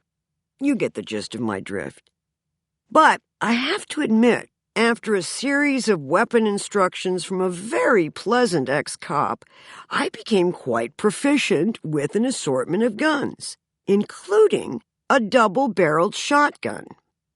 Obviously, my family was so proud, because for fuck, or Darth's sake, I was always doing their stupid, endless fucking boy things. But back to the first film. Shortly after I arrived, George gave me this unbelievably idiotic hairstyle, and I'm brought before him like some sacrificial asshole, and he says to me in his little voice, "Well, what do you think of it?" And I say, because I'm terrified I'm going to be fired for being too fat, I say, "I love it!" Yeah, and the check's in the mail, and one size fits all, and I'll only put it in a little bit. Because, see, there was this horrible fat thing going on. When I got this great job to end all jobs, which truly I never thought I would get, because there were all these unbelievably pretty girls who were up for the same part. There was Amy Irving and Jodie Foster. This girl Terry Nunn almost got the part. Oh, and Christopher Walken almost got cast as Han Solo. Wouldn't that have been fantastic? Anyway, when I got this job, they told me I had to lose 10 pounds. Well, I weighed about 105 at the time, but, to be fair, I carried about 50 of those pounds in my face. So you know what a good idea would be? Give me a hairstyle that further widens my already wide face. So you see, George Lucas is a sadist. But, like any abused child wearing a metal bikini chained to a giant slug about to die, I keep coming back for more. Now why, you might ask?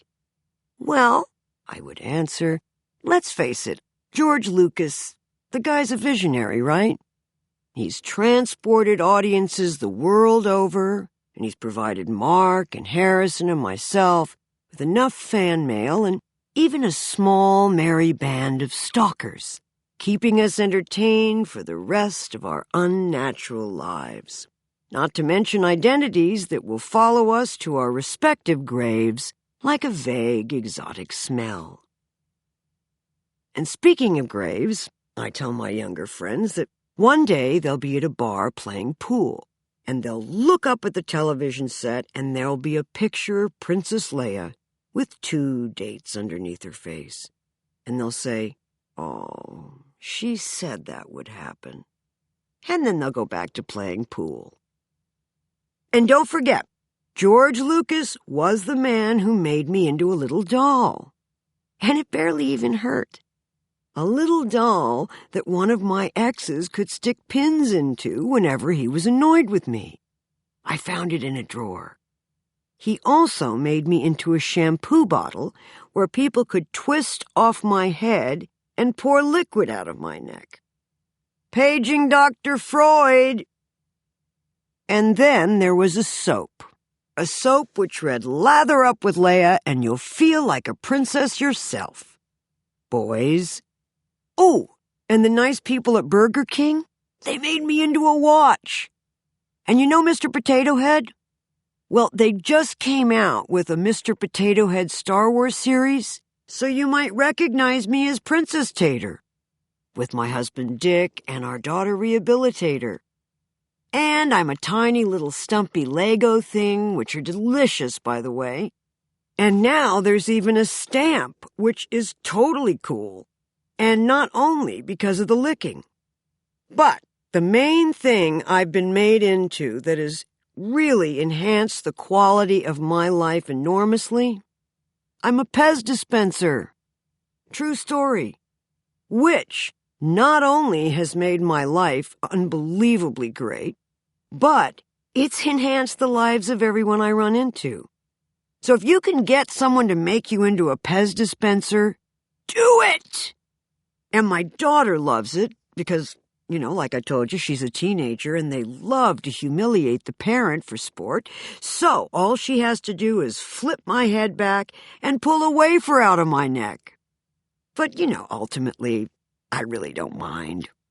Even though, among George's many possessions, he owns my likeness, so that every time I look in the mirror, I have to send him a couple of bucks. That's partly why he's so rich, you know, because I'm vain. So I look in the mirror a lot and it adds up. You know, I saw yet another Leia figurine recently at one of those comic book conventions, which, yes, I go to when I'm lonely. Anyway, this particular doll was on a turnstile, and when it got to a particular place on the turnstile, you could actually see up my dress to my anatomically correct, though shaved, galaxy snatch.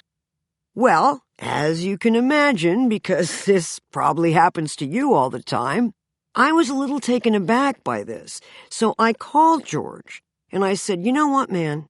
Owning my likeness does not include owning my lagoon of mystery. Oh, and remember the white dress I wore all through the first movie? I mean, unless you didn't see Star Wars. Anyway, George comes up to me the first day of filming, and he takes one look at the dress, and he says, "You can't wear a bra underneath that dress."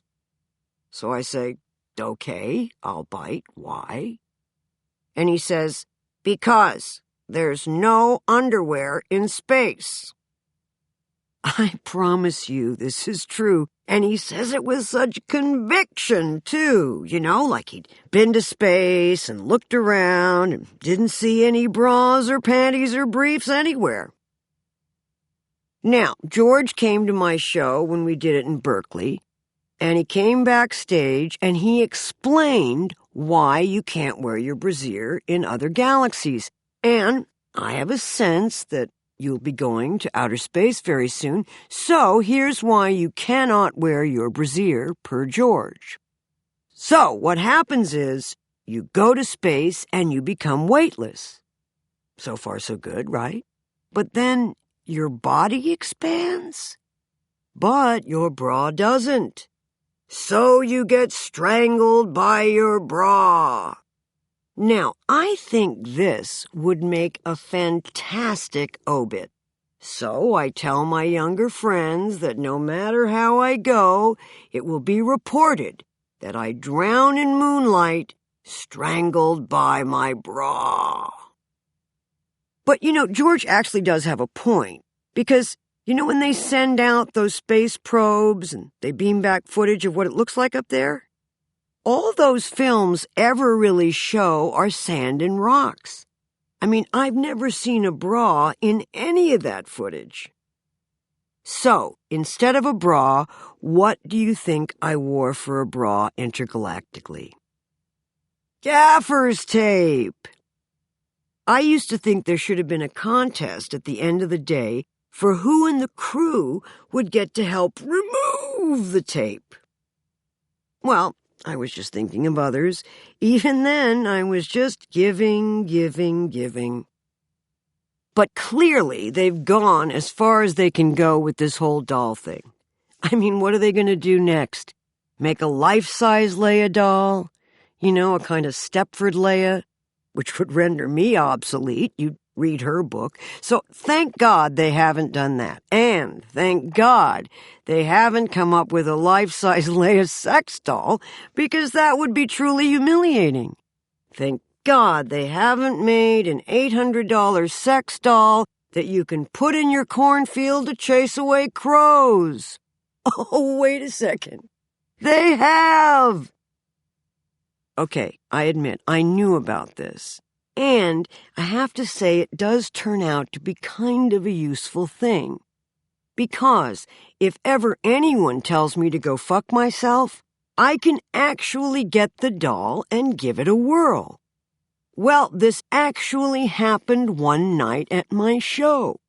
Someone from the far balcony screamed, "Go fuck yourself, Carrie!" So I had the crew load up the doll into my car. I took it back to my hotel, and I gotta tell you, I spent hours. Now, I need to point something out to you. This doll is cement. Now, I don't know how erotic that is for you, but it just doesn't do it for me anymore. Anyway, about 3:30 a.m., I tried to get the doll to do something with her hand and just fell off. So about 4 a.m., I think, oh my God, epiphany. The doll is heterosexual. But I really have no way of proving this theory because I no longer have a penis. It's been revoked until the financial crisis is over. From what I can see of the people like me, we get better, but we never get well. Paul Simon wrote that. Years ago, there were tribes that roamed the earth, and every tribe had a magic person. Well, now as you know, all the tribes have been dispersed, but every so often you meet a magic person, and every so often you meet someone from your tribe, which is how I felt when I met Paul Simon. Paul and I had the secret handshake of shared sensibility, you know? We understood each other perfectly. Obviously, we didn't always agree, but we understood the terms of our disagreements. My mother used to say, "You know, dear, Paul can be very charming when he wants to be." And my father just wanted Paul to write an album for him. Anyway, Paul and I dated for 6 years, we were married for 2, divorced for 1, and then we had good memories of each other. So what do you think we did? No, we didn't remarry, we dated again, which is exactly what you want to do after you've been married and divorced. Samuel Johnson once said that remarrying, and he's not talking about marrying the same person here, just remarrying, is the triumph of hope over experience. So for me, remarrying the same person is the triumph of nostalgia over judgment. So Paul and I were together for over 12 years, off and on, and we traveled to a bunch of places, all over the world, really. The last place we went together was the Amazon, which I highly recommend, by the way, if you like mosquitoes. Anyway, when we got back, Paul wrote an album based on South American music called Rhythm of the Saints. And on this album is the last song he ever wrote about me. And it's called She Moves On, an ironic title. Now, by the way, if you can get Paul Simon to write a song about you, do it! Because he is so brilliant at it. Anyway, one of the lyrics in the song goes like this. She's like a top she cannot stop. So, yeah, he knew me. But the lyric I really wanted to tell you about was this. and I'm afraid that I'll be taken, abandoned and forsaken, in her cold coffee eyes. Yep, I'm a bitch. Now, Paul didn't just write unpleasant songs about me. You know that song, Graceland? She's come back to tell me she's gone, as if I didn't know that, as if I didn't know my own bed, as if I didn't notice the way she brushed her hair from her forehead. See? Recognize me now? He wrote other nice things about our time together, but you know how with exes you tend to remember more of the negative things than the positive ones? No? I guess it's only me then. He wrote another song called Allergies, and the lyric from that was, "My heart is allergic to the woman I love, and it's changing the shape of my face." Do you think that's flattering? I don't think it really is. But Paul wrote another album, a beautiful album. Well, they're all beautiful, but this particular one was called Hearts and Bones. And the title song, Hearts and Bones, was about us, and it went like this. 1½ wandering Jews return to their natural coasts to resume old acquaintances, step out occasionally, and speculate who had been damaged the most. But that couldn't be it because I didn't get permission to reprint those lyrics, so that would be really bad, wouldn't it? Oh, it isn't really bad because I didn't take any alimony from Paul. So try to think of it this way. You're listening to my alimony. And lovely alimony it is. 1½ wandering Jews speculate who had been damaged the most. Guess who won that contest? Poor Paul. He had to put up with a lot with me. I think ultimately I fell under the heading, good anecdote, bad reality. I was really good for material, but when it came to day-to-day living, I was a little more than he could take. We once had a fight on our honeymoon where I said, "Not only do I not like you, I don't like you personally." We tried to keep the argument going after that, but we were laughing too hard. Another time he said to me, "You're the only girl I know that compliments herself." And I said, "I think it's sweet that I do it, though." And the last one was, he said, "I'm right, and you know I'm right." And I said, "Maybe, but I'm younger and I'm willing to go all night." So, I married Paul at 26, we divorced when I was 28, and at 29, I went into rehab. Not because I needed it, but because I was doing research for my novel, Postcards from the Edge, and I needed to meet some real drug addicts and alcoholics to give the book some veracity. Sadness squared. Okay, have it your way. I'm a drug addict. You know how they say religion is the opiate of the masses? Well, I took masses of opiates religiously. But you cannot chalk it up to my goofy childhood. You can try, but you're going to have a hard time.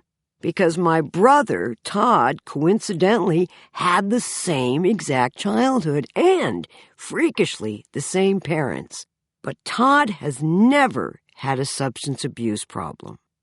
So it's not what you're given, it's how you take it. Now, my brother is born-again Christian. But what I like to say about that is, what father could Todd find who was more famous than Eddie Fisher, but that he could talk to every day? Because you can. Oh, Jesus. Now, I'd always written, ever since I was about 14, poems, journals, stuff like that. But when I was 28, I was interviewed for Esquire magazine. And the interview turned out funny, I guess. I mean, it had one-liners in it like, "Instant gratification takes too long." Anyway, a publishing house saw the interview and they liked it, so they wrote me a letter asking me if I wanted to write a book. And that letter was forwarded to me in the rehab. and I was glad to get mail from anybody. But I did. I did want to write a book, and I knew what the first line would be. Maybe I shouldn't have given the guy who pumped my stomach my phone number, but he'll never call me anyway. No one will ever call me again. And this was actually based on a true thing. See, the doctor that pumped my stomach sent me flowers with a note that read, "I can tell that you're a very warm and sensitive person." All that from the contents of my stomach. I was tempted to marry him so I could tell people how we met. Anyway, I wrote Postcards from the Edge in Los Angeles when I was 28. Then I got back together with Paul again, so I wrote the screenplay for Postcards in New York. And then they start filming the movie in Los Angeles with Meryl Streep and Shirley MacLaine. Well, I want to be on that set. So I start flying out to L.A. from New York a lot. And this was really bad for my relationship with Paul. And pretty soon, we both knew it was over. He might have known a little sooner than I did. Mike Nichols used to say about us that we were 2 flowers, no gardener. No one was minding the relationship. One time when I was flying back to L.A., one of the last times, Paul and I had been fighting all morning, so he drove me to the airport to get rid of me faster, and I was about to get on the plane, and I turned to him and said, "You'll feel bad if I crash." And he shrugged and said, "Maybe not." Oh, and around that time, I got a call from my business office that Bob Dylan wanted my phone number. And I said, "Fuck you! You get that stalker away from me. I don't want any more 60s icons fucking up my life." That's what I said in my head. Out loud, I said, "Absolutely, I'll be waiting by the phone." Dylan wasn't calling to ask me on a date. He was calling because this cologne company had contacted him to see if he would endorse a cologne called Just Like a Woman.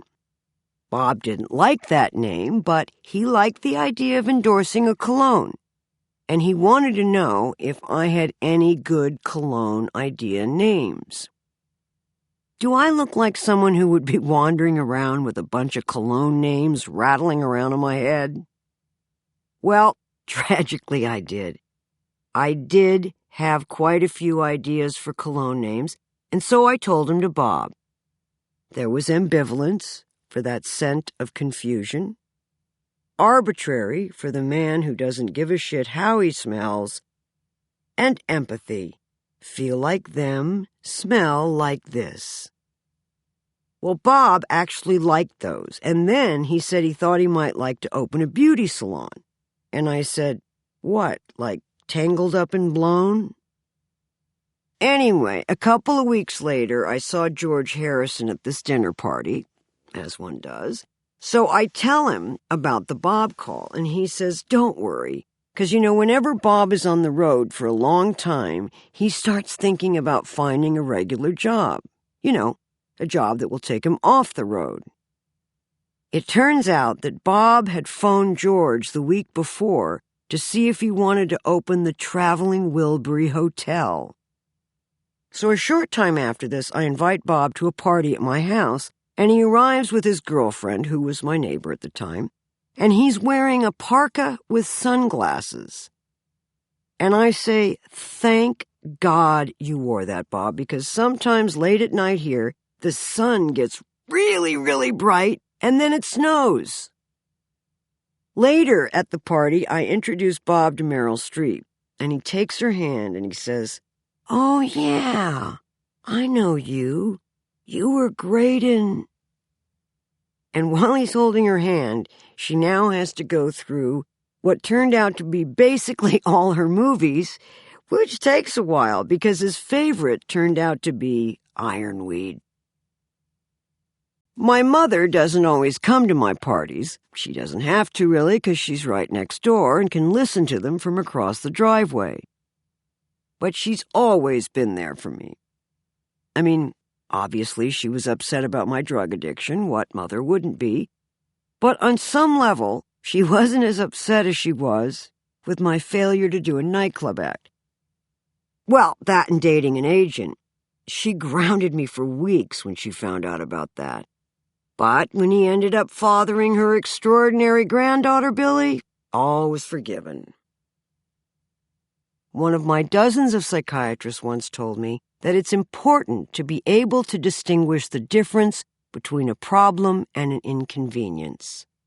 The Oxford English Dictionary defines a problem as a thing thrown or put forward, hence, a question propounded for solution, a set task, a difficult or puzzling question proposed for solution. The first use of the word was in 1382. So I suppose prior to that, there was either no way to put a name to one's difficulties, or everyone lived in a world of different levels of inconvenience. Then, after 1382, problemizing could be the order of the day. An inconvenience, on the other hand, is defined as being troublesome. This was in the mid-1600s, so I imagine there were 300 years of problems between 1382 and 1656. But no matter what the dictionary says, in my opinion, a problem derails your life, and an inconvenience is not being able to get a nice seat on the underailed train. Now, given that, I've had 3.5 problems. Dead guy in my bed, substance abuse, and manic depression. My final little problemette stems from the difficulty I seem to have in romantic relationships. Specifically, I'm referring to the last categorically serious relationship I had. I was left by a man for a man. Billy's father left me for a man named Scott when she was 1 year old, making Scott the man who got the man that got away. Anyway, armed with my understanding between a problem and an inconvenience, I realize I've been blessed with very few problems in my life. I mean, let's face it, to complain about my childhood or even a sizable portion of my life would be as unattractive as it would be inaccurate. I had a very privileged life growing up, a beautiful, loving, eccentric mother, an even-tempered, and consequently odd to me, bright, kind, religious brother, a charming, handsome, womanizing, yet virtually absent father, lovely grandparents, and a series of dogs and a bird. I mean, I had it all, which is to say I had a hearty mix of good and not so hot, like many people. Right after I got sober, the first time, an interviewer asked me if I was happy, and I said, among other things. Happy is one of the many things I'm likely to be over the course of a day, and certainly over the course of a lifetime. But I think if you have the expectation that you're going to be happy throughout your life, more to the point, if you have a need to be comfortable all the time, well, among other things, you have the makings of a classic drug addict or alcoholic, which obviously is what I became. But actually, through therapy and exposure to the wisdom found in 12-step programs and beyond, I've gotten an enormous portion of my compulsion for comfort under control. One night, I had to go to a meeting, this 3-hour meeting I've gone to every week for the last 10 years. By the way, no, I haven't stayed sober for that long, but my failure to achieve long-term sobriety is just that, my failure, not the failure of the program.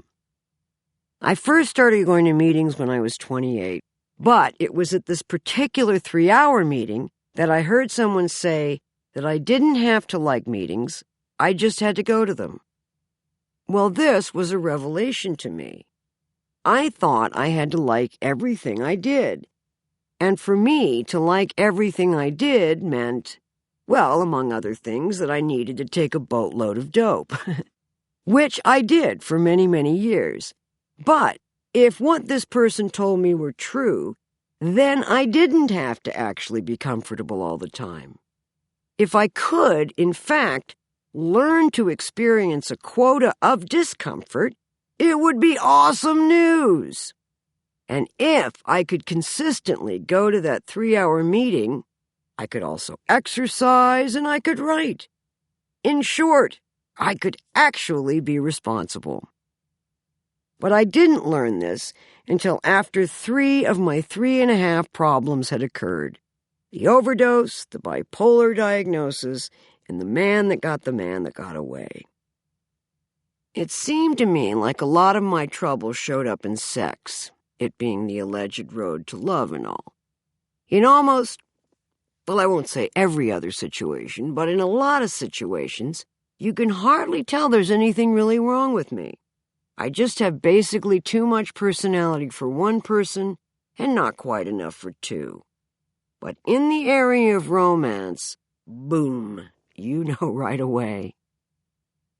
When I was little, about 7, I guess, I remember getting in the car with my mother when she picked me up from school and telling her I had seen the word fuck written on the handball court at the playground, and I wanted to know what it meant. And she said, "I'll have to tell you later, dear, when I can draw you diagrams." Well, needless to say, later never came, and neither did, I'm sorry to report, those promised diagrams. Which is a shame, really, because I think they would have come in pretty handy from time to time. Armed with my mother's diagrams, I might have moved through the world of dating in smooth, easy motions, like a queen, with that straight-back certainty that comes with being entitled, cared for, and wearing crowns. But without those diagrams, I shuffle around like some street person, clumsy and stooped, with the carriage of someone who picks through the trash, shopping for dinner. But let's face it, the world of sex is weird no matter how you look at it. I mean, 14 hours after you've had your face smashed into someone's genitals, you're walking down the street with them as though that were all just fine, thank you, how are you? The first crush I ever had was on a boy called Willie Breton. For some reason, my friends and I used to say his name without using our tongues, which, for whatever reason, was highly enjoyable. I can't recommend it as an activity highly enough.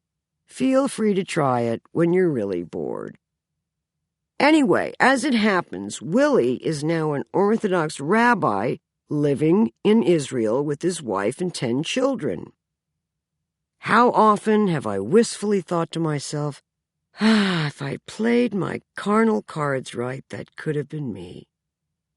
Actually, never. Many years later, when I was in Jerusalem on my honeymoon with Paul, we met up with Willie, now Rabbi Willie, and his wife for lunch. Willie and Paul fought ceaselessly, largely about the deportation of the Arabs from the West Bank. Rabbi Willie for, Rabbi Paul against. I never realized how fun it could be to get a current partner and a past partner together and then pit them against each other. I mean, if you can't really find a good book to read. Ultimately, Paul and I went our separate ways. He went on to marry someone much younger than himself, 25 years, and from the South, Edie Brickell, and so, not to be outdone, I found myself a mate younger than myself, 4 years, and also from the South, Brian Lord. The only difference between our choices, well, his was a girl, mine was a boy. My choice forgot to tell me that he was gay. Well, he forgot to tell me and I forgot to notice. Hey, it could happen. When you're first in love and you're grinning at each other like goofballs all the time and making out. Everything just looks better when you're infatuated, doesn't it? Like it's lit from within. And you're telling each other everything, like, I'm a Libra, I like fireflies on a summer night, I like long moonlit walks on the beach on acid. Oh, did I forget to tell you I was gay? I should have had a V8. Actually, he told me later that I had turned him gay by taking codeine again. And I said, I never read that warning on the label. I thought it said heavy machinery, not homosexuality. Turns out I could have been driving those tractors all along. Turning people gay is kind of a superpower of mine. It's not called upon a lot, but when it is, I pick up my little pink phone, I put on my rainbow-colored cape, and I'm there like a shot. You know, I was probably turning people gay for a long time, without knowing it, because I took a lot of codeine. And I traveled. So there are probably pockets of homosexual communities all over the world started by me.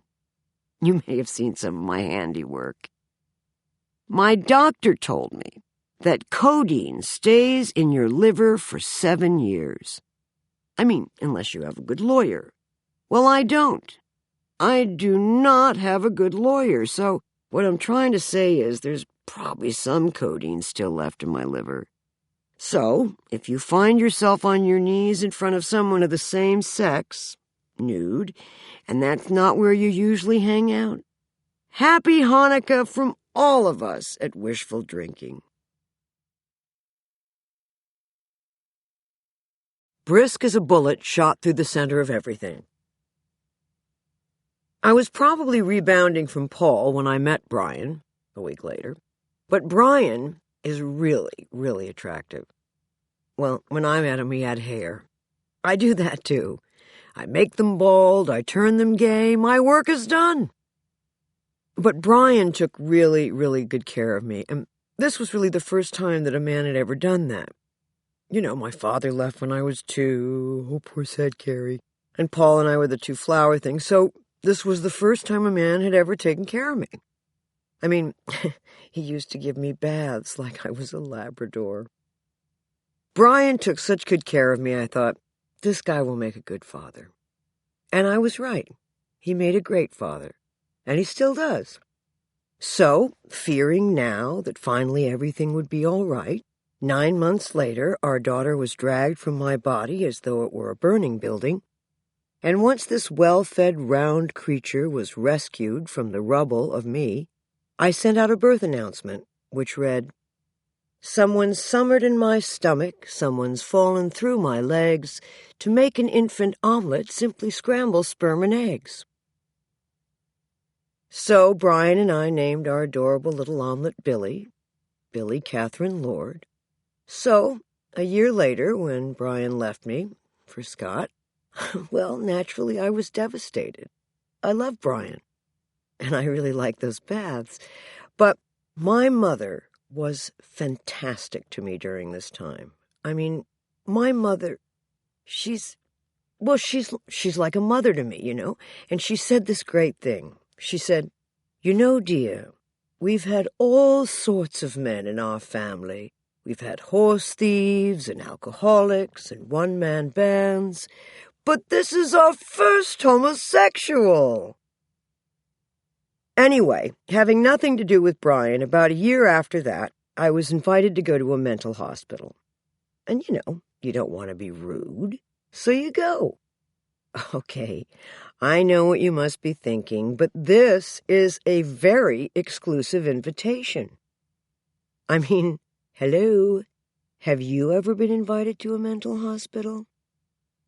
So you see, it's very exclusive. It's sort of like an invitation to the White House, only you meet a better class of people in the mental hospital. My diagnosis was manic depression. I think today they call it bipolar. So you might say I swing both ways. But unless you said it really, really loud, I probably wouldn't hear you. Oh, before I forget, my mother wants you all to know that this comes from my father's side of the family. She is as normal as the day is long. But imagine this, though. Imagine having a mood system that functions essentially like weather, so independently of whatever's going on in your life. So the facts of your life stay the same, just the emotional fiction that you're responding to differs. It's like I'm not properly insulated. So all the bad and the good ways that you and most of the people in the adjacent neighborhoods and around the world feel, that pours directly into my system unchecked. It is so fun. I call it getting on my grid, or ESP, egregious sensory protection. But ultimately, I feel that I'm very sane about how crazy I am. But periodically I do explode. Now, the good news about this is that over time, the explosions have gotten smaller and the recovery time is faster. But what is guaranteed is that I will explode. So what I do, because I'm a good hostess, except for the Greg thing, I provide my guests with bibs so that they don't get my crazy juice all over their nice clothes. You know how most illnesses have symptoms you can recognize, right? Like fever, upset stomach, chills, whatever. Well, with manic depression, it's sexual promiscuity, excessive spending, and substance abuse. That just sounds like a terrific weekend in Vegas to me. Oh, this will impress you. I am actually in the abnormal psychology textbook. Obviously, my family's so proud. Keep in mind now, I'm a Pez dispenser and I'm in the abnormal psychology textbook. Who says you can't have it all? But when I was told about the textbook, I was told I was in there with a photo. And I said, huh? What photo? I mean, it's not like anyone ever called me and said, if you got a little snapshot of yourself looking depressed or manic, like from my show. So for years I wondered, what picture? Well, I have excellent news. Recently I found the picture and it's a picture of me as Princess Leia. See, so I'm not crazy. That bitch is. Anyone that would wear a hairstyle like that has to be nuts, right? Having received word at an early age that the rest of my life was going to be challenging, at least at very odd intervals, I started seeing a shrink when I was 15. The first was recommended to me by my friend Joan Hackett, and he was a psychologist and not a psychiatrist. Psychiatrists are medical doctors as well as the rest of the psycho stuff. So they're better trained to diagnose mental illness and, oh, so much more importantly, prescribe medication for it. In any case, so to speak, this doctor failed to diagnose my manic depression. Though one day, after I'd been seeing him for many years, he suddenly asked if I'd been hyperactive as a child. Yeah, right. And I just somehow forgot to mention a little thing like that. I mean, it wasn't as if I had an endless supply of life struggles to discuss with him at that point. Although, surely adolescence is a struggle in and of itself, but not so much so that I'd somehow forgotten to mention my hyperactivity. But I think that my first doctor saw something in me that was amiss, but as to what that something was, for the moment, would remain a mystery. My second doc knew exactly what was up with me. Though generally it's useless to diagnose someone as bipolar who's engaged in ingesting large quantities of drugs or alcohol, which I was, because drug addiction and alcoholism, done properly of course, classically mimics the symptoms of manic depression. So when I was 24 years old, Dr. Barry Stone told me that it was his utterly professional opinion that I was hypomanic, also known as bipolar 1, which is the lesser version of manic depression. Excessively moody as opposed to bipolar 2, excruciatingly moody, which includes the occasional hallucination and lock-up ward visits. As it turns out, I was ultimately determined to be the latter, excruciatingly moody. But from where old Doc Stone sat, at this point, I was simply excessively moody. Hey, maybe the whole show hadn't kicked in yet. Or, better still, maybe the drugs were suppressing my symptoms to a certain extent. I mean, that's at least in part why I ingested chemical waste. It was a kind of desire to abbreviate myself. to present the cliff notes of the emotional me as opposed to the 12-volume read. I used to refer to my drug use as putting the monster in the box. I wanted to be less, so I took more. Simple as that. Anyway, I eventually decided that the reason that Dr. Stone had told me that I was hypomanic was that he wanted to put me on medication instead of actually treating me. So I did the only rational thing I could do in the face of such an insult. I stopped talking to Stone, flew back to New York, and married Paul Simon a week later. Jump cut to 2 years after that, and you'll find me overdosing. Not that that was my intention by any means. That was simply the amount of drugs that had become necessary for me to take to get where I wanted to go. My destination being simply anywhere but here. But somehow, en route to that numb place, I'd overshot my mark and almost arrived at nowhere but dead. Well, after that happened, I was quite naturally upset and terrified. I had in no way intended to risk my life. I just wanted to turn the sound down and smooth all of my sharp corners. Block out the dreadfully noisy din of not being good enough, which, on occasion, I was actually able to do. But how had I almost managed to end up at the destination of dead when that was never the direction I originally set off in? It's as if I tripped and almost fell into my own grave. My only intent was to feel better, which is to say not to feel at all. So, based on the fact that my best thinking got me in an emergency room with a tube down my throat, I had no trouble at all accepting the fact that I was an alcoholic. Not that I drank much, you might say I took pills alcoholically. Anyway, I didn't have any difficulty accepting the notion that my life had become unmanageable. I mean, let's face it, my most creative achievement at that time was having unnecessary gum surgery just for the morphine.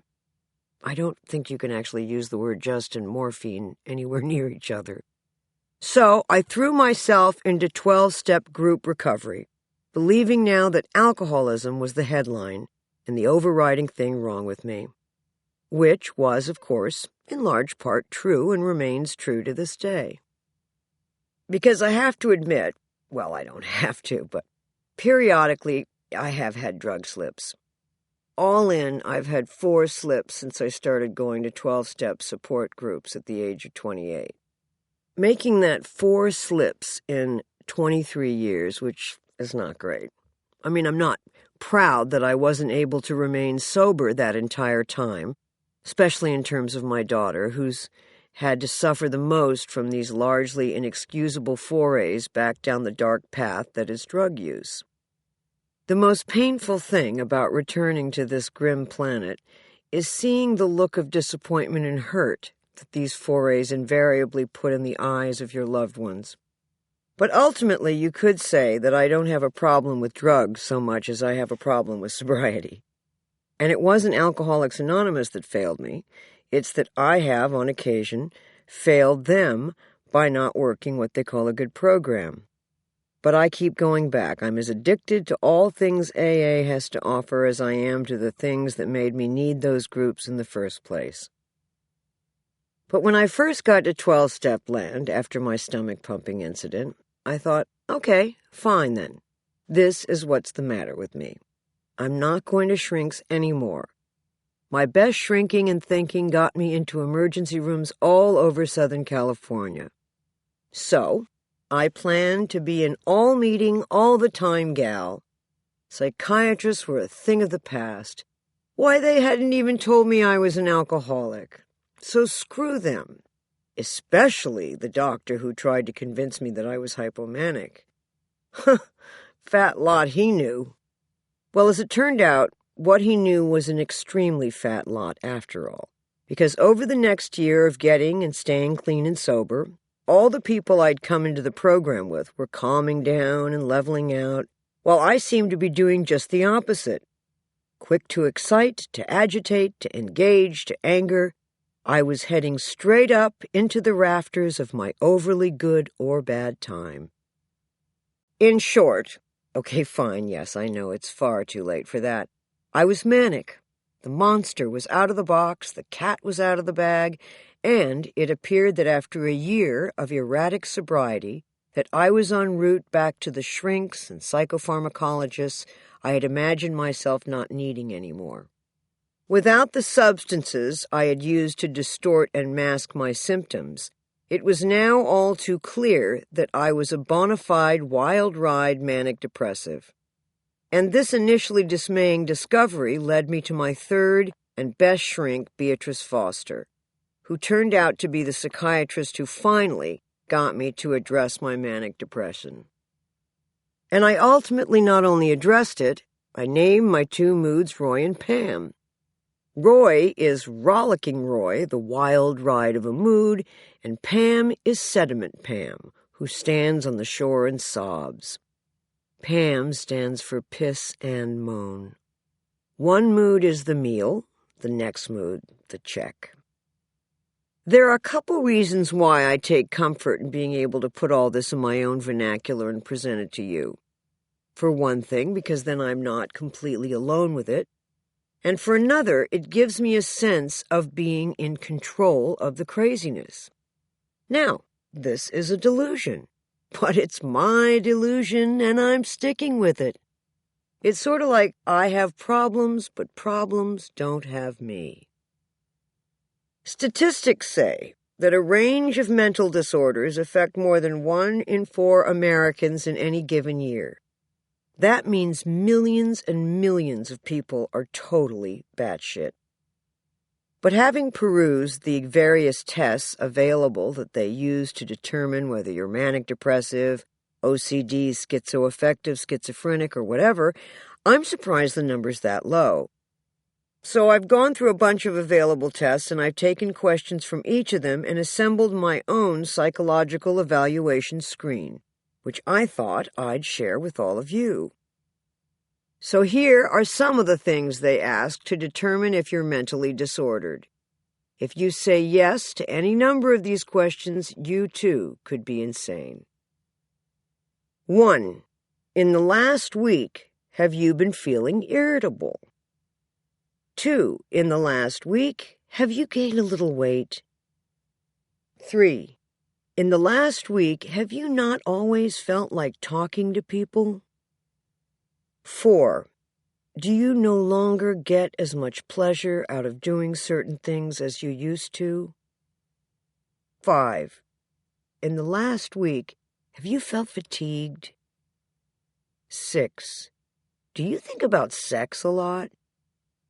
If you don't say yes to any of these questions, either you're a big liar, or you don't speak English, or you're illiterate, in which case I have the distinct impression I may have lost you quite a few chapters ago.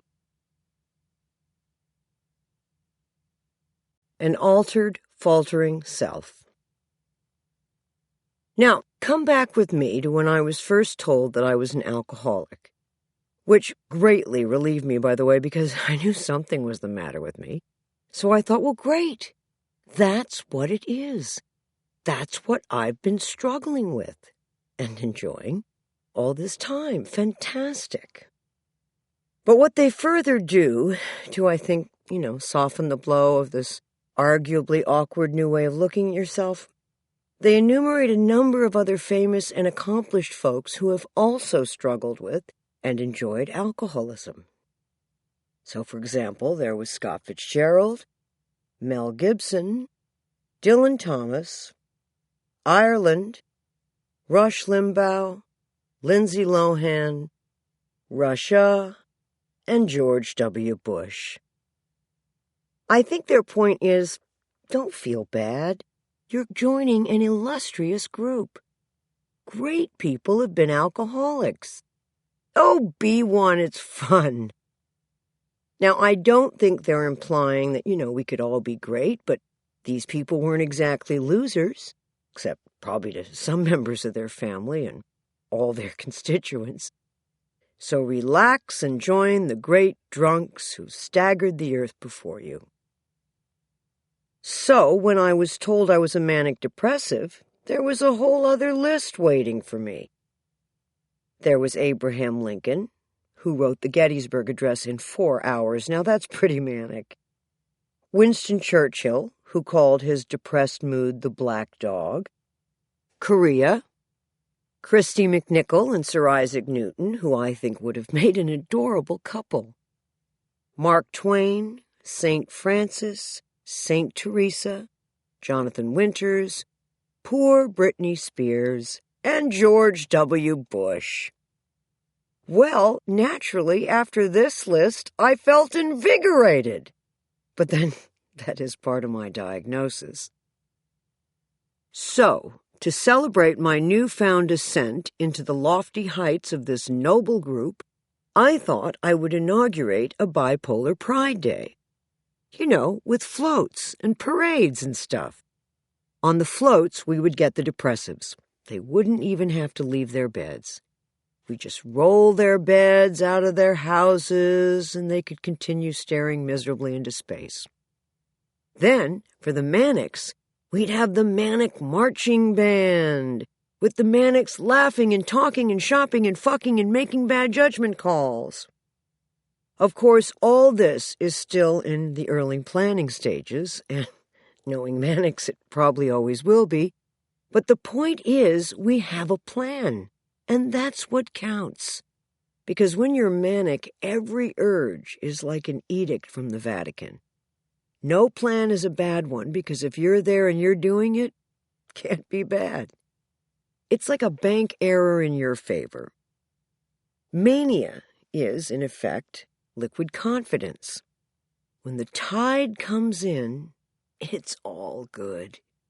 But when the tide goes out, the mood that cannot and should not be named comes over you and into you.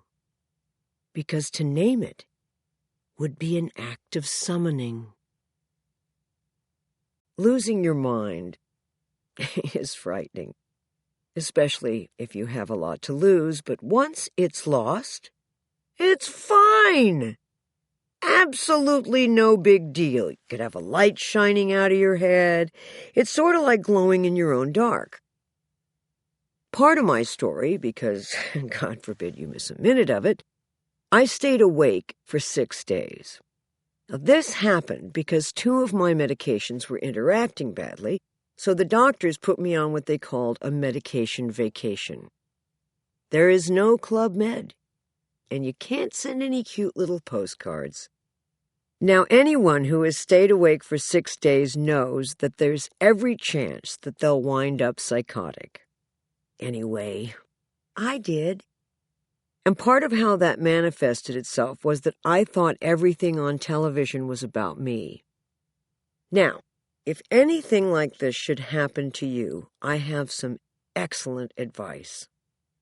Don't watch CNN. Please, watch one of those pet training shows or cooking show. Even some of the Discovery shows are fine. But I watched CNN, and at the time, Versace had just been killed by that man Cunanan, and the police were frantically scouring the eastern seaboard for Cunanan. So I was Cunanan, Versace, and the police. Now this is exhausting programming. But by the time I got to be Versace, he was dead. And also, by then, I was in the real hospital part of Cedars-Sinai Hospital in Los Angeles, and I could literally hear the nurses outside my door saying, "Don't listen to her, she's crazy." My brother eventually arrived, and he had to call the mental hospital to see about getting me in because there was, as my friend Dave says, no room at the bin. You had to be seriously nuts to qualify for residence in the lockdown ward. So, finally, the head doctor of the facility came over. This guy looked like this kind of weird John Steinbeck character, with his abnormally high pants and his strangely neat hair and his trimmed just-so beard. Anyway, he walks in, and I say, "Finally, here's someone who can tell us what it's like to get his cock sucked." Because, as you might have noticed, I had begun swearing a lot, and apparently I couldn't stop. Something in me had become unleashed, and taming it was not imminent. Anyway, this was my audition for the locked ward, and as you probably guessed by now, I passed. I made it into the mental hospital. Hooray! When you qualify for the mental hospital, you have to sign yourself in, like commitment papers, I guess. But I was so far gone, I didn't know what I was signing or doing, and so when they finally put the papers in front of me, I took the pen and signed with my left hand, shame. That's how I signed in for the mental hospital. How sad is that? And my form of mental illness is also a tiny, tiny bit infectious, by the way. I may have gotten it from Amy Winehouse's toilet seat. So by the end of this book, you could be gay and insane, unless you began that way. Anyway, ever since my fateful announcement on Diane Sawyer that I was mentally ill, like anyone really needed to know that. Don't you hate it when celebrities just blah, blah, blah talk about themselves? I mean, who asked? I just find it all so wearying. Anyway, where was I? So, having waited my entire life to get an award for something, anything. Fine, okay, not acting, but what about a tiny little award for writing? No. I now get awards all the time for being mentally ill. I'm apparently very good at it, and I am honored for it regularly. Probably one of the reasons I'm such a shoo-in is there's no swimsuit portion of the competition. Well, it's better than being bad at being mentally ill, right? I mean, how tragic would it be to be runner-up for Bipolar Woman of the Year? The first time I did drugs was when I was 13.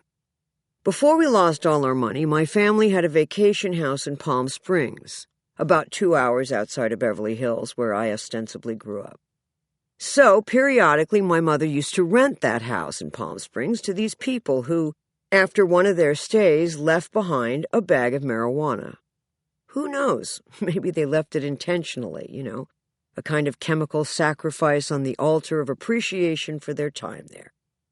Anyway, after my mother found the pot, she came to me and said, "Dear, I thought instead of your going outside and smoking pot where you might get caught and get in trouble, I thought you and I might experiment with it together."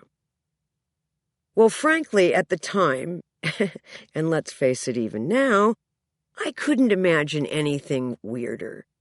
But what actually came to pass was that after presenting this bizarre, albeit marginally appealing proposal, my mother got swept back up into the whirlwind of her life and promptly forgot about it.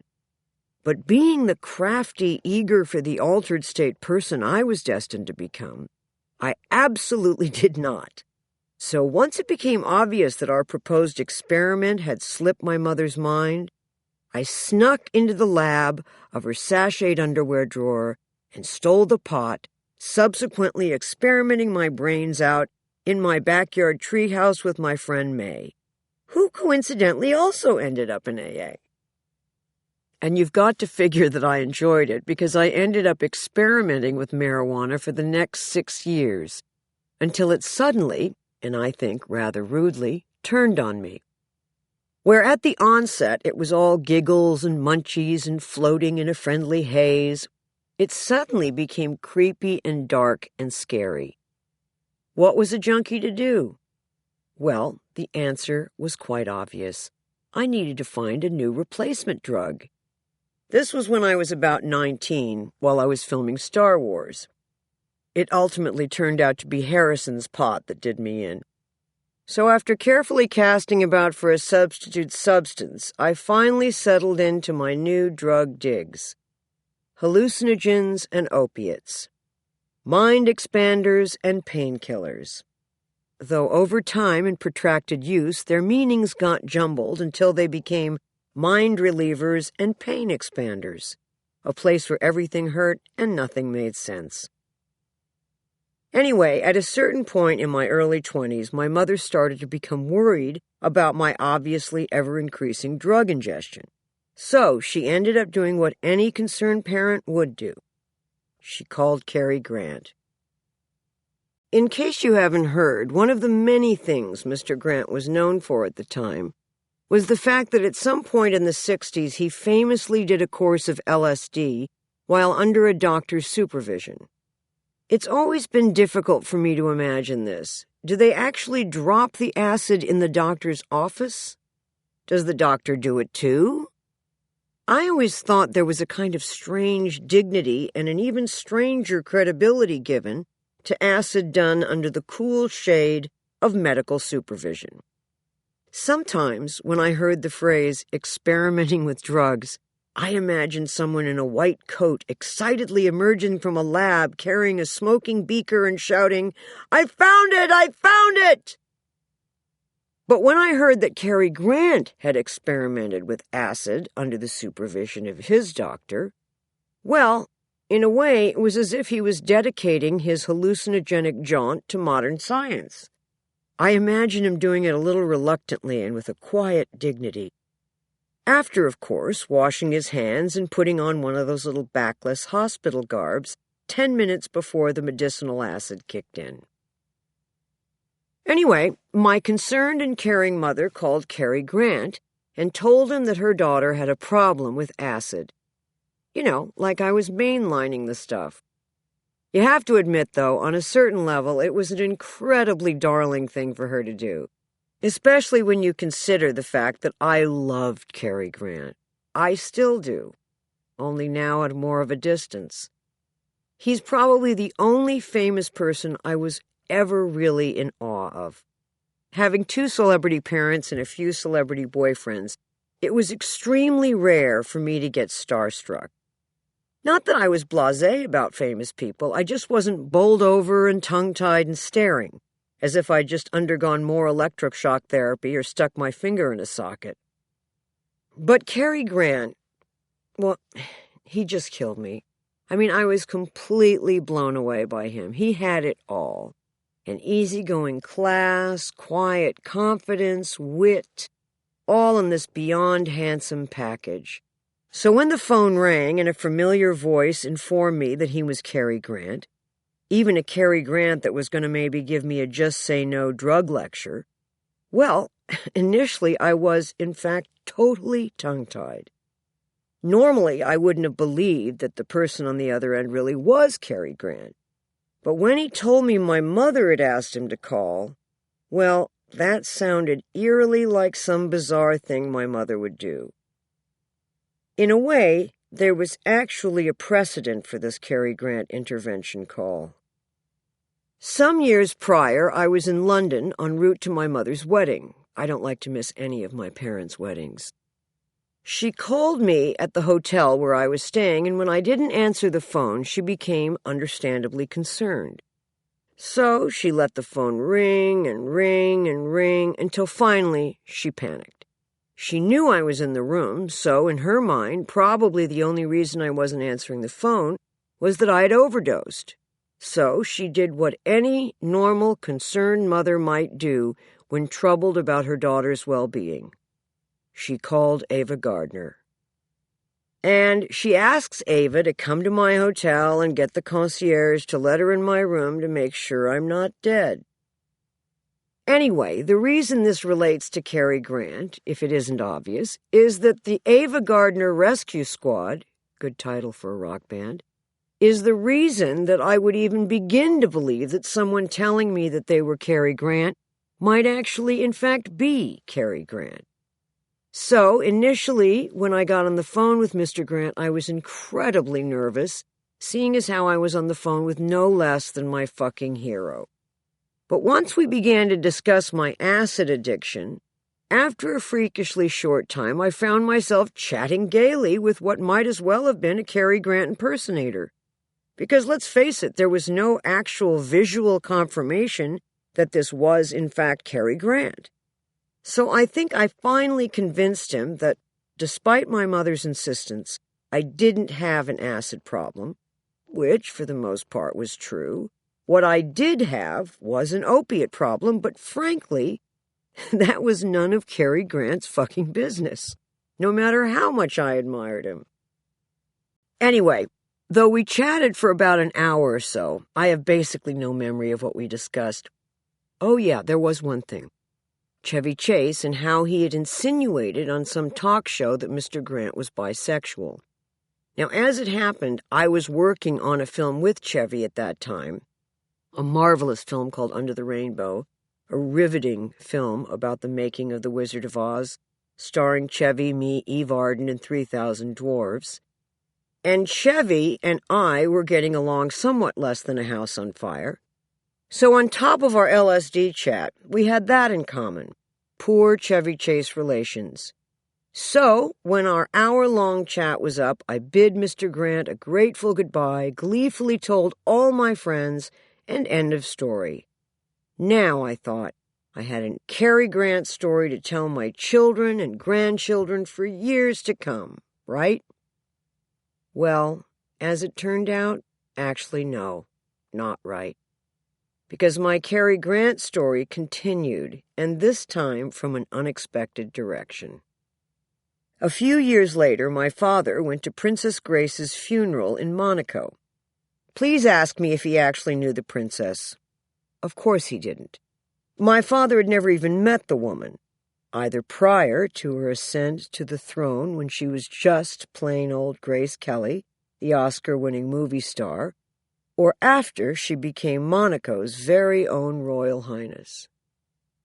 But I learned that you don't actually have to know the person whose funeral you're attending. In fact, sometimes, depending on the person, it's better that way. But my father had his own reasons for going to the funeral of this very famous, beautiful woman. Publicity.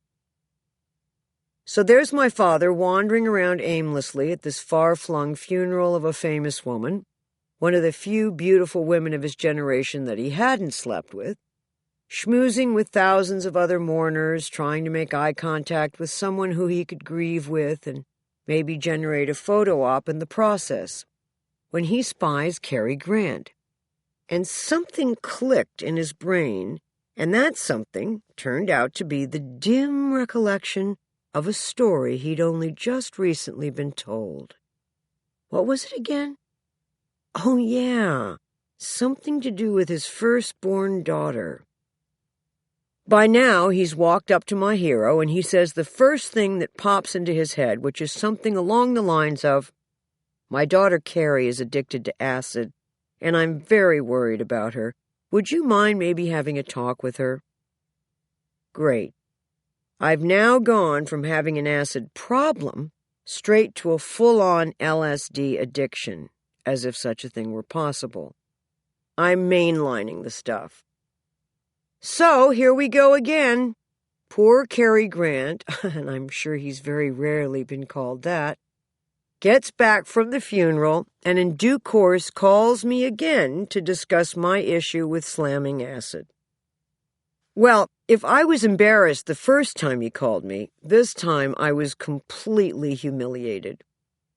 I explained to Mr. Grant, after thanking him profusely for taking the time out to counsel me on my alleged dependence on hallucinogens, that in fact I didn't spend all that much time with my father, the time required to be able to accurately ascertain as to whether or not I had any sort of a problem, much less a drug one. I suggest to Mr. Grant that my mother would probably be in a much better position to determine whether or not I was tripping my brains out on a daily basis than my father, who I spent, on an average, 1 day a year with.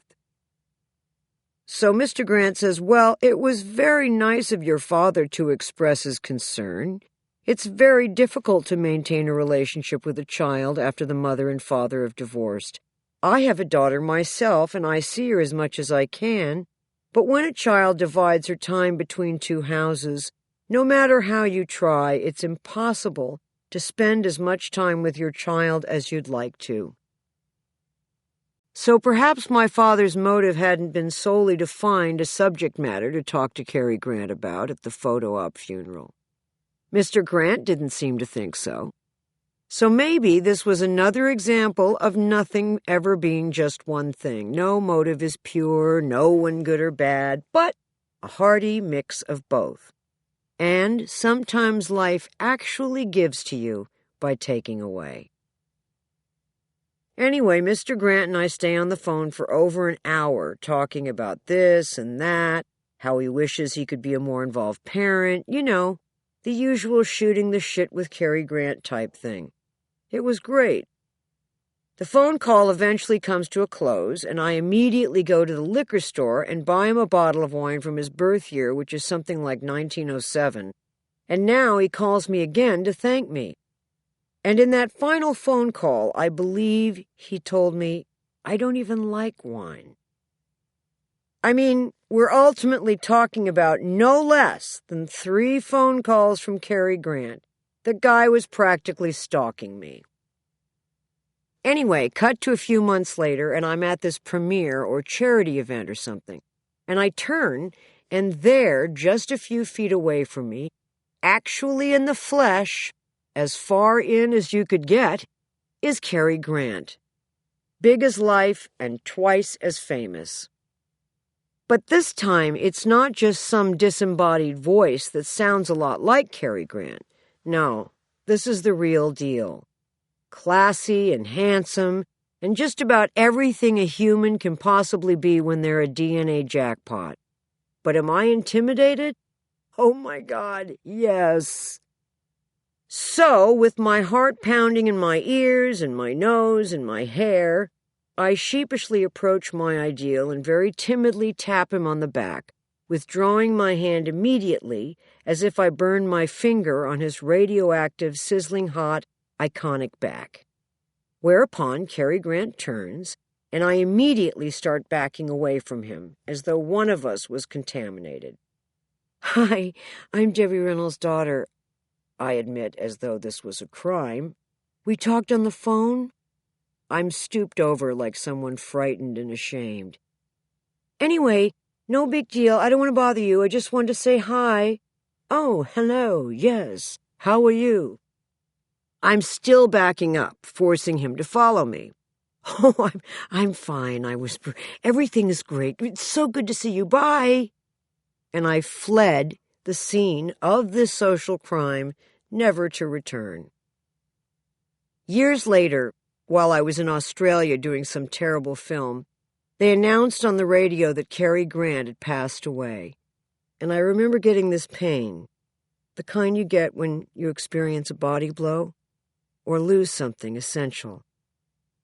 Who would talk me out of slamming LSD now? So I think to myself, after all this, after all the nightclubs and the gay husband and the rehabs, one of my fellow inmates in the last rehab I was in was Ozzy Osbourne. That went well. So after all the rehabs and all the mental hospitals, I think to myself, if what doesn't kill you makes you, well, what doesn't kill you makes you not dead. But if what doesn't kill you makes you stronger, I should be able to lift Cedars-Sinai Hospital and glow in the dark. So I say to myself at this point, bring it on! Don't ever say that, because it will be brought.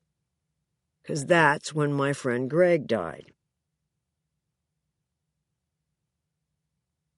The newly made bystander. I didn't realize I actually had post-traumatic stress disorder at the time, but why would I think I had that? Anyway, how would I know which was post-traumatic stress, which is addiction, which is bipolar, which is Libra? Also, I thought you had to go to Iraq to get post-traumatic stress disorder. And you do. But you can also just come on over to my house. Anyway, a few months later, I guess my friends were getting worried about me because, I wasn't talking, and most people know I'm essentially voice-activated, and I was smoking like it was food. So finally, I agreed to go to this grief counselor they found for me. And my favorite thing that this woman said to me was, "I'm so sorry we had to meet under these conditions." Hello? You're a grief counselor. What other conditions would we meet under? Then she says, I can't even imagine what you've been through. You can't? Well, if you can't, then I'm really fucked. Anyway, a couple weeks after this, my daughter Billy, who's about 13 at the time, tells me that when she grows up, she wants to be a neurologist with a specialty in schizophrenia. So I say, why not be a grief counselor? We'll see each other more. My daughter Billy is incredible. Even though she's a teenage girl and they so often end up thinking their mothers are lame and or insane. And in Billy's case, she's obviously not completely wrong. She's so pretty, though. She looks a lot like my mother. And she's a straight-A student, except for chemistry, and when's that going to come up? And she's a great writer, and she has this wonderful singing voice. Where'd she get that? Oh, and she just got a driver's license, so pray for me.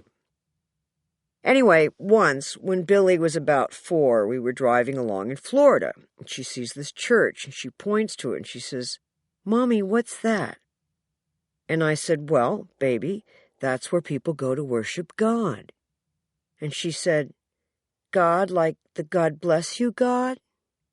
Like that's his main claim to fame. I took a job at one point when Billy was about 3 or 4 with a magazine who would send me to different places with her and one of her friends, and then I would write about it. I wanted to call it Billy's Holiday, but they ended up cleverly calling it Travels with Billy. So we got to go to all sorts of places. One time we went to Vegas and visited my mother's hotel, where there were actually slot machines that in order to win, you had to get 3 faces in a line of my mother's smiling face. But no matter how many times I tried to get a jackpot with my mother's head, I never seemed able to win. I couldn't hit the jackpot with my mother's smiling face. Now, if I dreamt that, a shrink would have a field day analyzing its deeper meaning. Billy has always been a very verbal and watchful child. And you know, what's terrible nowadays is that you can get everything on TV and the internet.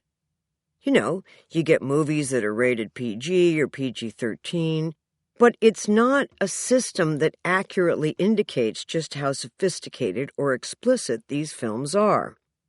Anyway, one day Billy and I were watching Muriel's Wedding, and I was thinking, well, this is okay, right? I mean, why shouldn't she see this? I didn't remember it as anything inappropriate. So I'm sitting there with her, and suddenly one of the girls in the movie says, she sucked your husband's cock. And then another woman responds, oh, well, she also sucked your husband's cock. So I'm sitting there next to Billy, and I'm devastated. What do I say, if anything? She's about 7 at the time. So I say, you don't think people actually do that, do you? Great, there's a brilliant point. And she looks sheepish and says, no. Then, about 6 months later, we're watching yet another one of these movies that I think is totally fine when it happens again. Another actress makes a reference to going down on a man. So I say to Billy one more time, you don't think people actually do that, do you?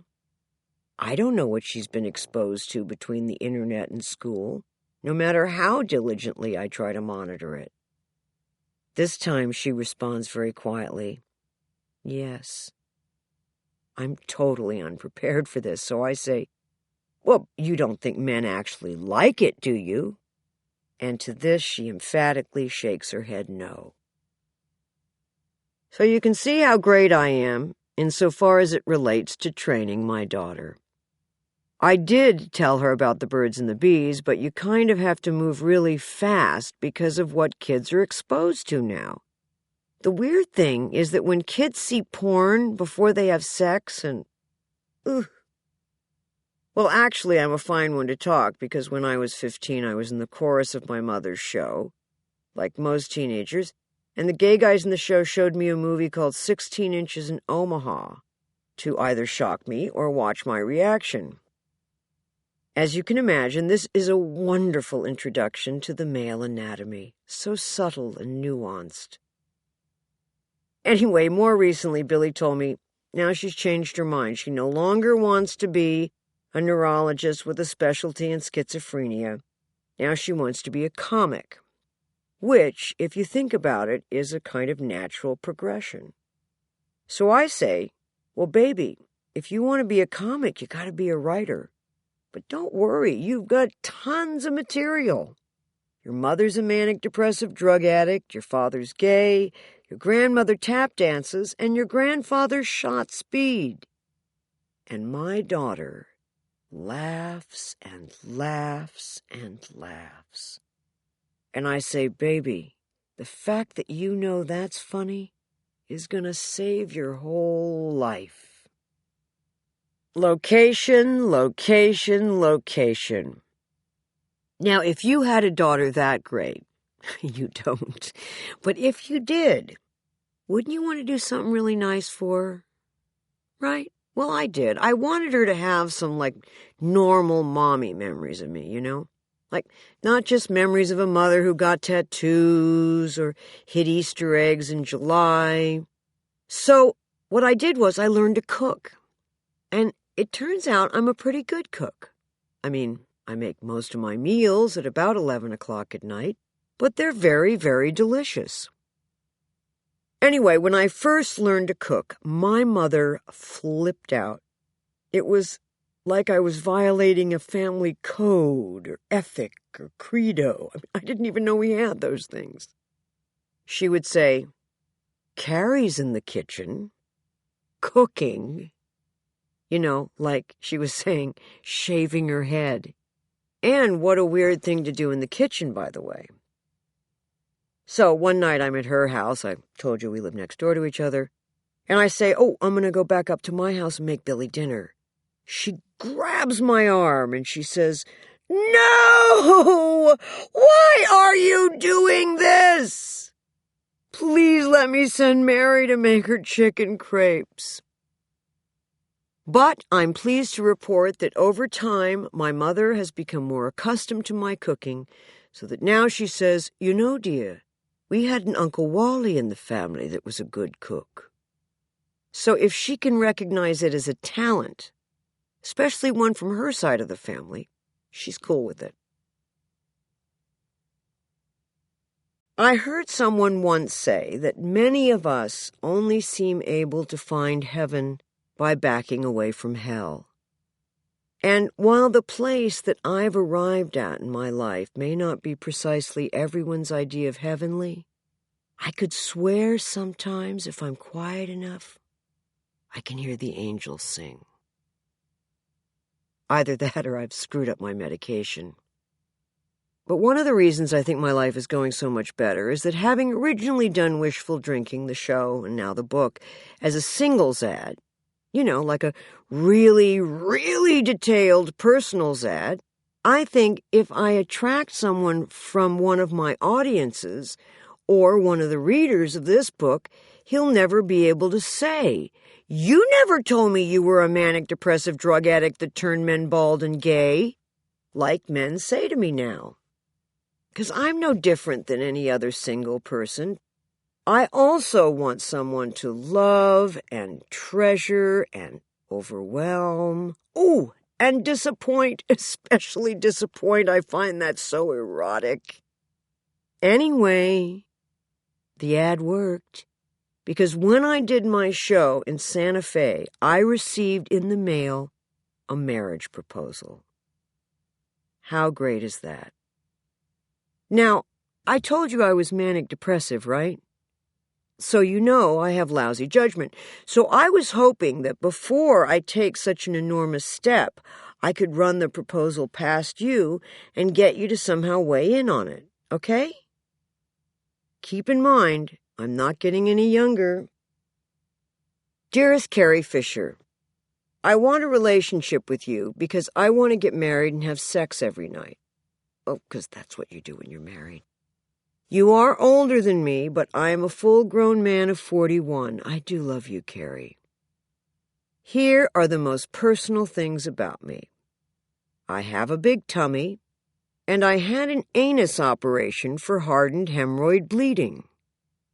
Well, which is good to know because now I can never say to him, "You never told me you had an anus operation for hardened hemorrhoid bleeding," like I would. I used to buy VHS videos for self-gratification since I was 15 to a couple years ago. I have had sex before, and I'm not a virgin since I was 14. I never had a girlfriend or been married because I was seeking stardom for myself until fall of 1982. Because you all remember what happened in fall of 1982. I love the band Duran Duran, and the movie Star Wars, and the TV shows MacGyver and The Price is Right. Please feel free to write me. I love you, Carrie.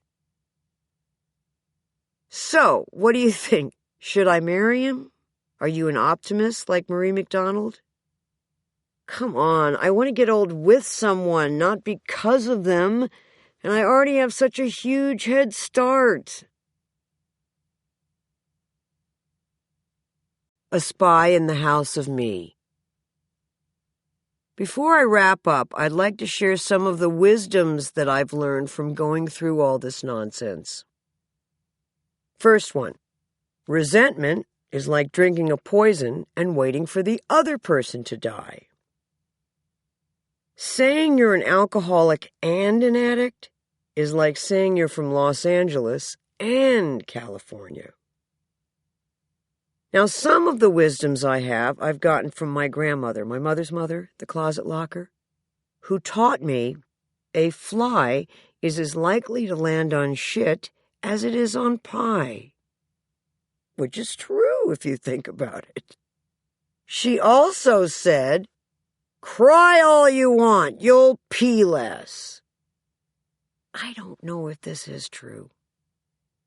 But the main thing I learned all by myself. I needed no help. I learned not to get my tongue pierced. Because if you're getting your tongue pierced for the reason why I think you're getting it pierced, and you're not good at that thing to begin with, no little piece of jewelry is going to save the day. I was talking to a priest friend of mine recently, as one does, and I was telling him how I was scheduled to meet with my daughter and her shrink the following week. It's going to be so difficult, I moaned. He shrugged. You've done difficult before. Well, who hasn't done difficult before? As I mentioned earlier, I turned 52 this year. And by the way, did you hear that they just made an announcement that 52 is the new 32 or the new black? And I like to think of myself as a threshold guardian. There, but for the sake of me, go you. Now, if I've forgotten to tell you anything in these pages, it could be the ECT, could be bad memory, getting old, or it could be because there's just too much stuff stuck in my head. Now, Sherlock Holmes believed that the brain can only hold just so much information, so if he ever learned anything that was useless to his profession, he set about systematically to try to forget it. I like to quote fictional characters because I'm something of a fictional character myself, but my point is that I have something stuck in my brain. And because it's in there, I frequently get lost on my way to people's houses. I always forget people's names. And I leave my stuff everywhere, so my husband, Dictator, has to pick up after me. And, at times, I forget parts of my show, which is how this whole thing got started. So now, I've written it down at least. Anyway, the following is the something that I have stuck in my brain, which I go about trying to systematically forget publicly here in these pages. And if you understood that, you're in desperate need of medication. It's a poem, Yes, as you probably guessed, a poem by George Lucas. General Kenobi, years ago you served my father in the Clone Wars.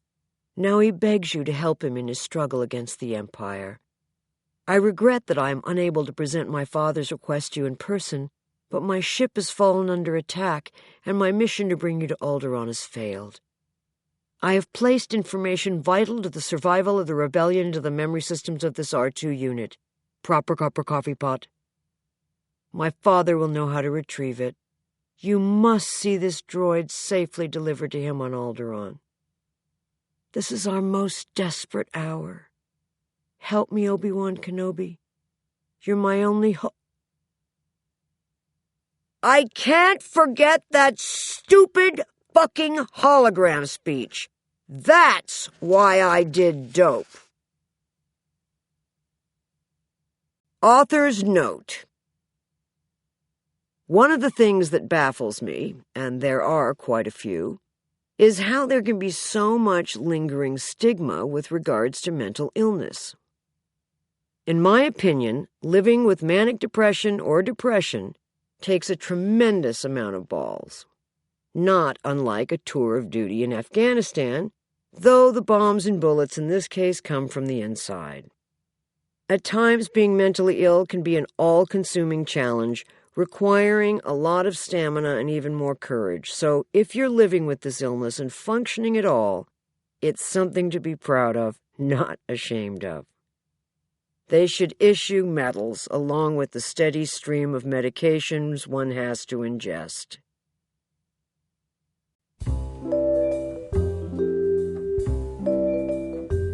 Wishful Drinking was written and read by Carrie Fisher. It was recorded by Mitchell Linskog at Videobox Studios in Los Angeles, with editing and post-production by Frog Pond Productions.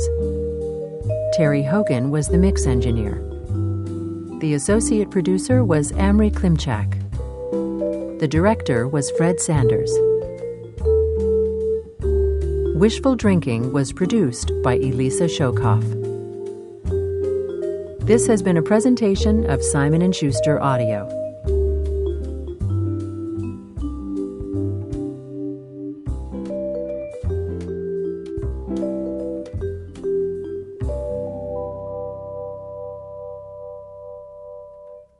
Wishful Drinking is available in hardcover from Simon & Schuster.